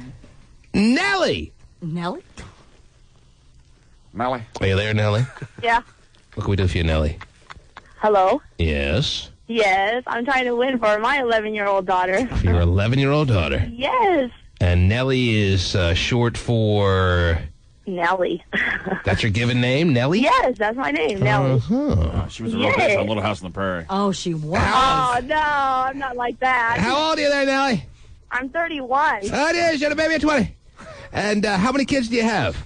I have 3. 3 kids. I have 3 kids, and I've got an 11-year-old daughter who wants to go see Chris Brown. Are you a married woman or nah? Actually, recently divorced. Aha. Aha. Are the 3 kids all his or no? Yes, they are. Wow. I was married What for a 12 shock. years. Okay, you were married for 12 years, and what happened Yeah. there? Why did it implode there? What happened?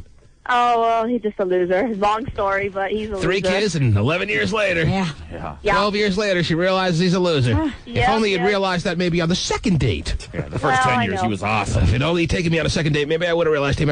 Anyway, all right, so here we are. You want to win. Your daughter would be just absolutely beside herself with excitement if she found out when she got home from school today you got her backstage passes to see Chris Brown, right? Oh, crazy, yes. She would be crazy. Have you ever heard us play the Match Game? No, I don't know how to play. Oh, we haven't played for about 5 years. Something like that, at least. Well, I thought maybe you could explain the rules to us. How do we do that again? No, how do you call in trying to win something in a game that you have no idea how to play? Well, I don't know. I just thought I kept thinking all week I wanted to win tickets, and then I heard you guys say. All right, Nellie, where are you from? I work in Kirkland. I'm from Renton. Okay. Well, here's the deal. I'm about to read a question to my star panelists here on the Match Game. By the way, I'm morphing into Gene Rayburn. I got to remember to do that. Terry. Yeah, you do. I don't remember how to do that now. I remember how to do Richard Dawson. Anyway, Yeah, you do both. I'm going to read you guys a question. Yes. You give me an answer. But before you give me those answers, Nellie's going to give me an answer of her own. Oh. If anyone matches Nellie's answer, she's an instant winner, Terry. But even if she loses in this round, there's a bonus round. Bonus round. Where Nellie can win in the super match here on the Match Game. All right? All right. So, Nellie, you come up with your best response as the panelists will do the same to this question I'm about to read. All right. See how I do. Okay, Gene. You guys write down your answer to your best response to this question. Lame Lance was so lame. How lame was he? Ah, it's like old times, yeah. Real old times. He was so lame. He was willing to leave the casino floor and go up to the hotel room and make out with blank. With the cougar lady. All right, shut up. Lady. You write their answers. She gets how the game works. She's going to have to depend on the super match, it sounds like, too. Because if any of you write the Cougar Lady, you're going to be immediately eliminated from any future Match Game competitions. You better think of something more clever than that. You better think of something more funny than that. I want funny answers. Oh, by the way, I got to write one on Richard Dawson. Can you repeat the question, please? Lame Lance was so lame. He was so lame. He was willing to leave the casino floor, go to the hotel room, and make out with blank. No, I don't want to get booed. I got to put a good question. Good answer here. Yeah. Ding when you're done. Ding when you're done. Ding. You're done already? I am. Man, I'm going to need at least 5 minutes here. I'm going to go ahead and buzz in. And I wrote the question. I need 5 minutes for an answer. You're done? I'm done, yeah. All right. I think I write quick. Steven, you almost done? Yes. Ding. I've dunged. Really? Then I'm the last one. You dunged. Yeah. Or Pasty. No, who are you? Pasty. Oh, Pasty's, he's Fatty Flag, yeah. Oh, yeah. You're Fatty Flag, right? Ding. Okay, you're done? Yep. All right, then I have to ding. It's Richard Dawson here. Yeah. John.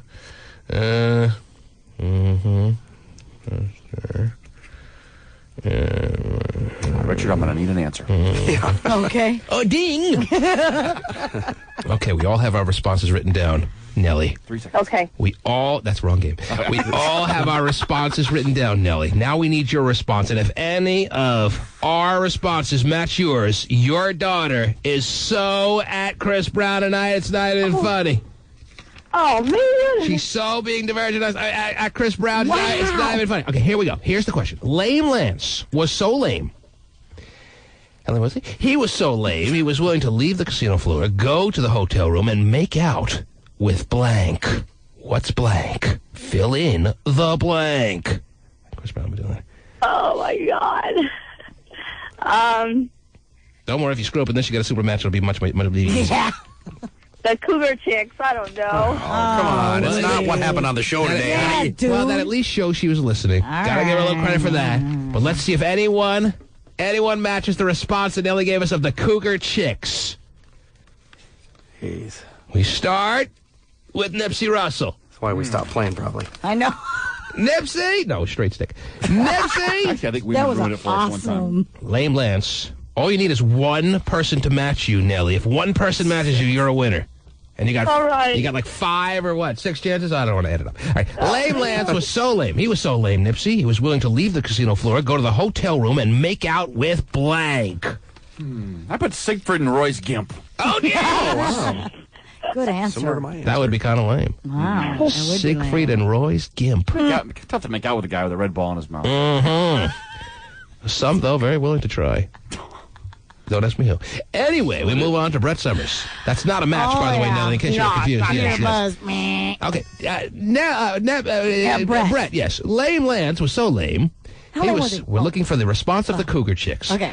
He was so lame, he was willing to leave the casino floor, go to the hotel room, and make out with blank. Well, Nellie, I have with his own veneers. Oh, wow. Be quite the session. Yeah, it would be. Yes. Ooh. Second jump around is the best. Terry, they cost $30,000 and you're making out with them. I see your point. I see your point. But not a match. Oh. Stephen, this woman wants to send her daughter to see Chris Brown. Who's Stephen now? In front. I'm sorry, Charles Dawson Riley. She wants to send her daughter to the front part of the stage and then back. Whoa. Yeah. I tell you, I had an animal in mind, but Lane Lance was so lame. He was so lame. He was willing to leave the casino floor, go to the hotel room, and make out with. There's no cougars in my answer. I said Siegfried's white tiger. Oh, wow. Siegfried's white tiger. Siegfried and Roy. As opposed to Siegfried, but that's fine. Anyway, there it is. Not a match. No. 2 more And an answer very borderline for being even remotely comical. Okay, whatever. Let's go to that'd be Richard Dawson. Oh, yes, I'm right here. Lame Lance. You heard of him? Oh, I know him very well. He was so lame. He was willing to leave the casino floor, go to the hotel room, and make out with blank. I put the very clear answer that you would be thinking of. That'd be a Stephen Kilbreth looking-like with John John's posture and Pasty Day's horn-rimmed glasses and an Adam Morrison mustache. Oh, no. Not a match. Mm-hmm. Not a match. Uh-oh. But that'd be quite the find on the casino floor, huh, Terry? Absolutely. Hot item. Yes. We go now to Fannie Flagg, your last chance in this round to try to get Nellie's daughter to see Chris Brown. Is that too much to ask that she should be a winner here, Terry? Not too much to ask. Man. Fannie? Yes. Oh, you heard of this Lame Lance, have you? Yes. So lame. So lame, he was willing to leave the casino floor, go to the hotel room, and make out with... Jessica Alba. Dude, you're so obsessed with your digits. Oh, my God. I could have said that. Oh, jeez, what you didn't. Okay, I don't even want to talk about Gold that Bond one. Medicated. Yeah, I'm going to go Bond Medicated. It's been a long time. It's been a long time. Anyhow, all right, you didn't win in this round, Nellie, but now we move on to the super match. All right. Super match. It's a super match. We polled our studio audience before the show, and then we asked them to write down their best response to this. Blank sleeve. Wow. Blank sleeve. Wow. Blank sleeve. Blank sleeve. Think it over. Take some time, And keep in mind, you have to match the $500 response Remember back in the day when they gave you $500 on a game show? Big deal. I know, it was huge. The $500 response, if you match that, your daughter is going to see Chris Brown tonight. Blank sleeve. Think long, think hard. Oh, she gets help, right? Yeah, she gets help, right? Yeah, I'm not giving her help. Oh, you're not? Come on. You gotta play it right or don't play it at all. Thanks a lot, Steven. How about I don't want to hear a response like straight sleeve. On the T-Man show, what did they say? Blank sleeve. Wizard sleeve. All right, you've had time. Now give me your response. Your best response to blank sleeve. Wizard sleeve. Oh, jeez. Not shirt sleeve. I'm to win Chris Brown tickets. All right, relax. First, you have to make sure you match the $500 response. Yeah. And let's check and see if she has. The first response, she doesn't want to match, Terry. That'd be the $100 response. Right, not a winner. And the $100 response to blank sleeve is, it's long sleeve. Oh. Now we go to the $250 response. Isn't this building dramatic? Oh, God. She doesn't want to match this one either. No. And behind the $250 response is, it's short sleeve. Whoa. Oh, wow, long and short. We've had long. Are you kidding me? We've had short. She seems to be complaining, and yet she doesn't really understand. She really has no She idea. didn't want to match those. No. This is the big one, Terry. Here the big 500. Here comes the big one. Here comes the $500 response. If behind the $500 response is wizard sleeve, then our friend Nellie is going to be sending her daughter and a guest to see Chris Brown tonight. Backstage, front stage, side saddle, everything. Wow. Side saddle? All we got to do is pull back that $500 response. You ready for this, Nellie? Yeah, I'm ready. Are you feeling good about it or no? Would you like to change? I don't know how to feel. Change that answer. Would you like to change that card or no? No, just go. Deal? All right. Deal.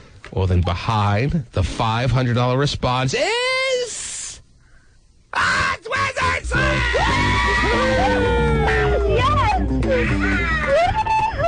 Okay, what the hell else could it be? I don't know. Was that the easiest way to win? Yes, it was. She had to ask for help. She had to ask for help. I know. You better thank the person who reminded you about the Wizard Sleeve. Who was that? Because they should go. That was a girl that works in the store. She was going to win you some tickets this week, she said, so. Well, she had a premonition. She won it for me. Because that's exactly what happened. Good job. Right. Nellie, what's your daughter's name? Isabel. Aww. Isabel and Nellie, backstage. And who's Isabel going to be taking with her tonight if you used your crystal ball there? I'm going. Oh, well. That's what this is really about. It's about Nellie trying to hook up with the 16-year-old. Nellie. Nellie, you and your daughter are there. Isn't that a lovely night? Congratulations. Try to bond with her. Try to bring a little bonding back between mother and daughter after she ran dad out of town. That's right. 31 on Tuesday, so it's my birthday present. I get to go see Chris Brown. Oh, aren't you excited? Yes, hang on the line, and we'll give you more details. She's a winner, Terry. How about that? Congratulations. Boy, the price is never in. Here comes Pacey Dave. Oh, boy. Nellie. Good job. Oh, man. The T-Man. Track masters, rock on, baby Chris, rock on, Uncle Al, rock on. Let's look at some text pages, Terry. Oh, hello. Oh. Have a good weekend. 1, 2. I thought it was Sorry, over. dude. I unzipped my pants and fell on top of the bed. You right there, Pasty? I am now. And that pretty much is exactly what happened, right? Yes. Okay. Anyway. What is he doing unzipping his pants? Wow. Yeah, The usual, just- Stephen. Anyhow. Steven's like, why? He's doing it 10 minutes early. Anyway. Let's Wait see. for me. Oh, well. Let's see what text pages have rolled in this morning at 97373. Don't you know that's 97373 at 9:16 and 4 seconds. Somebody writes, I'm a twin girl, and me and my sister will do anything for those Chris Brown tickets. We need them really bad. Please help, T-Man. Well, I mean, I had, and now they're gone. Right. It's as simple as that. Very simple. How are you twins? Anyway, let's see what else we have here. 9:12 and 49 seconds. Winnie the Pooh is the radio equivalent of clown shoes. He doesn't know anything about music. He couldn't make me dance if he was shooting at my feet. And he has no game. F you, Vinny.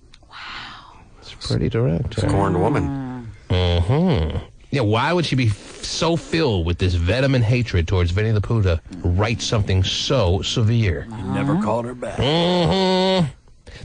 The radio version of clown shoes. Wow. Stephen gets a good laugh over that. Well, I think it's funny. Mm-hmm. Well, maybe he'll find the next page down equally as funny. Slap Stephen with a spatula. He's such a woman. I'd love to. You're buzzing why? Yeah, I want to see Steven get in a confrontation with this guy. Mm-hmm. Every time we call, though, they back down. Yeah, see, I love it. Oh, they back down? They don't? Give it to him good, Stephen. Pull out your best spatula. Well, you're a very intimidating sounding guy, Stephen. Forwarded to an automatic voice. 2067. Doesn't even leave the name. Try Is that the right number so far? Yeah. 755. Call him the spatula guy. Your call has been forwarded. Wow. Automatic voice Another message coward. system. Yep. Another listener backing down to the mighty kill breath. Guess he's right. Well, let's give him the 7-second delay to turn on his phone. That certainly should have passed now. We'll give him one last chance. All right. What if it was a woman? Ooh. Mm-hmm. What would that mean? A bitch fight. I don't know. Call has been forwarded. Wow. Automatic voice. 9:05 and 7 seconds, T-Man. I want those tickets so bad. I've tried to win all week. I'm 16 and I'll do anything. Oh, jeez. Wow. Save that one. Oh, wow. Of course I'm playing.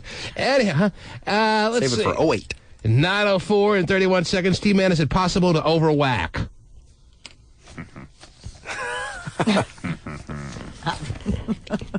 You gotta help the people. Is it possible? Yeah. Are you going to answer the question? That needs to be answered?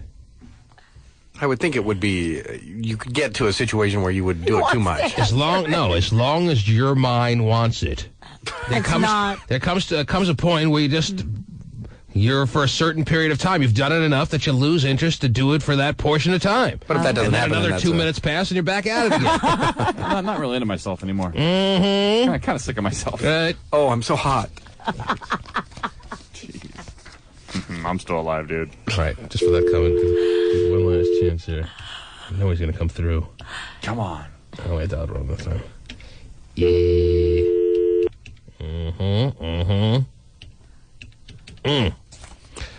Your call's been Your call has been forwarded. Coward fraud. Oh, jeez. If you hate Steven, stand up to it. Right. Find another one. Hurry. Won't be that hard. Wow. 8:48 and 43 seconds. This is Mickey Mouse from Radio Disney responding. Steven, you're a dickhead! Oh, jeez. 8:47 and 15 seconds. Fancy Pants settled for my mom last week, and she's past being a cougar. Wow.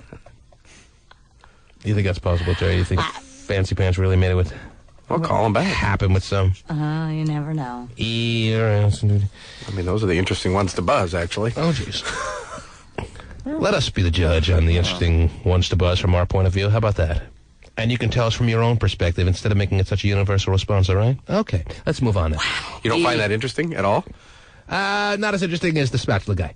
Anyway, 8:40 and 51 seconds. How come you guys don't sign off anymore? You're just gone. Wow. People need that daily radio closure. Is that what's happening? I guess so. Stephen, for old time's sake, will you sign off today to give this person their request fulfilled at least for one particular day? Sure. Okay. Stephen will sign. Is that what they're looking for? The Stephen Kilbreth sign off? Or back in the old days, did we used to sign off too, Terry? I think way Did back I used in to the wish day. everyone a happy day? Yeah, way back in the day. I don't know if it was Really? a happy day per I think it's se, always been but- me, hasn't it? No. Mm-mm. Oh. Is that what you need? People need that out there? They need that kind of finalizing moment where Stephen goes, thanks for listening, thanks for calling. Blah, blah, Yeah, blah, what did blah. he say? I He forgot. didn't say anything. Talking out of his ass yeah. crack. Wow. Oh, jeez. Wow. This is one of my favorite segments of all time now. Oh, jeez. Stephen, will you sign off today because the listeners are requesting it? For the listeners, I will, yes. Okay. Get that ass crack ready. Mm-hmm. Said what you told me to. 8:39 and 30 seconds. Come on, the Huskies will never beat UConn. Wow. Cry me a river, you big baby. No, big babies. I guess they're calling. This person's calling us all babies. Yes. Cry me a river, you big babies. What were we crying about? The game's not over yet. 8:38 and 52 seconds. Huskies can combine their best 5 games of all time and still lose to UConn tonight. Wow. 8:34 and 57 seconds. For the first time ever, shut up, T-Man. Huskies will get trounced tonight. Put your money where your mouth is. I'll take UConn. That's the smart money, I would think, right? Well, I mean, yeah, they are favored. Favored, and I'm not going to take it straight up. I'm not some Las Vegas dummy. Well, a couple of times I was over the weekend. But anyway, 8:33 and 55 seconds. Every time you don't read one of my texts, an angel gets AIDS. You remember that. Well, you just saved an angel. Mm-hmm. Mm-hmm. Mm-hmm. Mm-hmm. Steven's a little dick boy. Yeah. Steven, you're making yourself sound like a dumbass. Oh, wait, that's normal. Oh. Wonder what I said. I don't know. It was at 8:08 and 49 seconds. Do you remember anything back then? Maybe the time thing on the basketball game? Well, let's call and find out. Wow. Oh, the time thing for sure. What are you thinking it is? That. What time I'm asking you. He said that the Huskies have an edge because of the East Coast time difference. Hey, hi there. T-Man here, and we're reading your text page. A little confused as to what you're referring to that made him sound normal, as you put it. Like a dumbass. When he was talking about the game. Yes. How he was saying the time difference is going to make a right. That was how it makes him sound stupid like normal. Cause nothing gets you personal though, Steven. They always back down. Oh, he's backing down. Is that how you see this, Stephen? I appreciate that. I mean, I realized it was stupid when they told me that. That after calling him a dumbass, he'll say nothing personal. Right. That sounds pretty personal. So when faced with the wrath of Kilbreath, and it's the a alleged wrath. they cower. Stephen started to. I give people the opportunity, and they don't. That itself, the power of Kilbreath. I mean, I'm sorry, but it doesn't sound very threatening. Well, you just told them not to take offense. It's nothing personal. Well, I mean, he takes that as you backing down like a wimp. Steven's a simple guy, you know. Try not to make things too difficult for him. I am a simple man. I'll agree with that. Wow. Jeez. These guys are a match made in heaven. Yeah, I think so. They get along so Jamba well. Juice, 2 o'clock? Oh, jeez. Wow. You'll be into dinner by then, 2 o'clock. Did they bring back peanut butter yet? Oh, jeez. I don't think so. Damn them. 8:04 and 52 seconds. Gonzaga closes the deal like Vinny the Poop. 8:04 and 33 seconds. Go Bruins. T-Man, I'll bet you $100 that UConn wins tonight. Really? 7:54 and 15 seconds. I don't change my boxers after showering the night before, so F you, Steven. Oh, jeez. Must not be a fat guy. 8:51 and 26 seconds. Can't do that. Can you help me take Twice a out day. T-Man, can you help me take out a Spanish hottie? I don't make a lot of bucks, please. I'm falling hard for her. Yes, her. There's a particular woman I'm interested in. Can you help? Oh, jeez. Yeah. Not today. Gonzaga lost. The Huskies will lose tonight. Wow. You should make Tim's wife play Sex Over the Glass with Vinny the Poop. The listeners seem to be settling on Vinny the Poop. Yes. That's his name. I hear that. Vinny the Pooh's not a closer and Terry Free's a whore. Oh, jeez. Oh, well, Nice. we already knew that. Wow. What time does your station close today? Normal operating hours. I don't know what theater it was, but a local theater showed the Super Bowl. That was written at 6:29, 50 seconds when we were discussing the 3D. Right. Is that true? I didn't hear that. Local movie theater showed the Super Bowl? It's kind of cool. Wow. Movie theaters equipped to do that? I guess. Got the Super Bowl on reel? Jeez. Is it possible to overwhack? Guy was asking all morning long, Terry. Finally, he's got an answer. He passed away at 9:58. 23 seconds, Terry. We got our answer. Mm-hmm. The T-Man. 1, 2, 1, 2. Cube93.com. Keeping you connected. Accessing. Cube 93 and Pepsi want to trick out your ride with $3,000 just in time for Global. Just text the word Pepsi to 97373 to win. Texting, streaming, instant messaging. Cube93.com. The kids want to go somewhere sunny this year. I can't blame them. It's been a long winter. But before we head out on a spring break, we need to take our brakes to Les Schwab. See, they'll do a free brake check to make sure we're safe this vacation. They'll check our tires, battery, suspension, too. I get peace of mind. The family gets a week away. It's a recipe for a great break.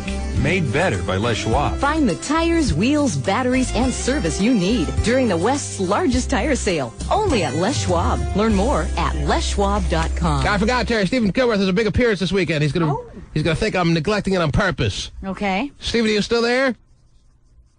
Oh, come meet Stephen Kilbreth at the grand reopening of McDonald's at 21st and Pearl in Tacoma, Terry. All right. Nothing says Tacoma like Stephen Kilbreth. Oh, nothing says McDonald's like Stephen. He has a McDonald's appearance? He does. That's a good gig. Wow, and the time is? At this particular appearance, you'll get free value meal cards. Ooh, Whoa. sweet. Black Eyed Peas and Pussycat Dolls tickets. Whoa. Global Import Car Show tickets. Whoa. Free value meals for lunch tomorrow between noon and 2 o'clock. Oh, wow. Saturday is Happy Meal with Kilbreth Day. Do employees count? Can I come through for a free Happy Meal? I A think free you value probably meal? I'm coming. Come strong. That's a great deal. That is. Awesome. That's tomorrow between noon and 2. Stephen Kilbreth at the grand reopening. Why does McDonald's have to reopen? Was there a fire? Yeah, Why would it be remodel, upgrade? Yeah, All they right. went to, yeah. The grand reopening of the McDonald's at 21st and Pearl Street in Tacoma, Washington. You'll be celebrating the big Husky win there tomorrow. How about That's right. that? That'll be great. Big Husky win. With a big value meal. Mm-hmm. Stephen, you getting any of this? Let me know. Bizarre how he just bails out. 9:45. See you later. It was sitting here to my right. I promised him all day that I would plug his appearance. He was probably cursing me under his breath on the way out of the studio, Terry, under his kill breath. Yes. But you and I both know that I'm not lying when I tell you that I plugged his appearance. What are you guys doing? Oh, geez. Oh, there he is. Went to the printer and there you go. I'm plugging your appearance. Gee, for 5 minutes now. Yeah. Because I forgot Haven't been about gone it. that long. Well, there you go. We'll see you there. I mean, you want When you think Tacoma, you think Kilbreth. Absolutely. When you think Hilltop, you think Kilbreth. Stephen Kilbreth will be in Tacoma tomorrow from noon to 2 handing out value meals. Are you kidding me? Oh, let me take a bite out of that before. Hey, why didn't you tell me I had a McDonald's appearance? I'm coming. Do you think he can't help but take a bite out of a McNugget or a quarter pounder while he hands it to you, Steve? Terry? I know. A few nuggets will be going my way, I'm sure. You're going to be there from noon to 2 tomorrow, Stephen? That's right, 2 full hours. Giving out Pussycat Doll and Black Eyed Pea tickets. Mm-hmm. Handing out Global Import Car Show tickets. Right. Giving out value meal cards. That's right. All free of charge. Free of charge. Wow. Continuing his unhealthy relationship with Shamrock Shakes. If you ever wanted to call Stephen a dickhead in person. Now's your wow. chance. This is your If you ever grand really wanted to opportunity. challenge Stephen. This is Challenge? This is a big day for you. It's Pearl Street. It's 21st Street in Tacoma. You know where that is? Anyone know where that is? I do not. Stephen, you know where that is? I do. I think you take Highway 16 to the Pearl Street exit is my guess. Is that how And you then do it? you either turn left or right and then find 21st. He'll be armed with a Big Mac sauce gun. Yeah, Nobody better call him a dickhead. No, I mean, if that, floats your boat and you feel that you need to do that in person, then that's fine. If that was the case, wouldn't you call him a dickhead 21 times in a row? With my mouth wide open. The team.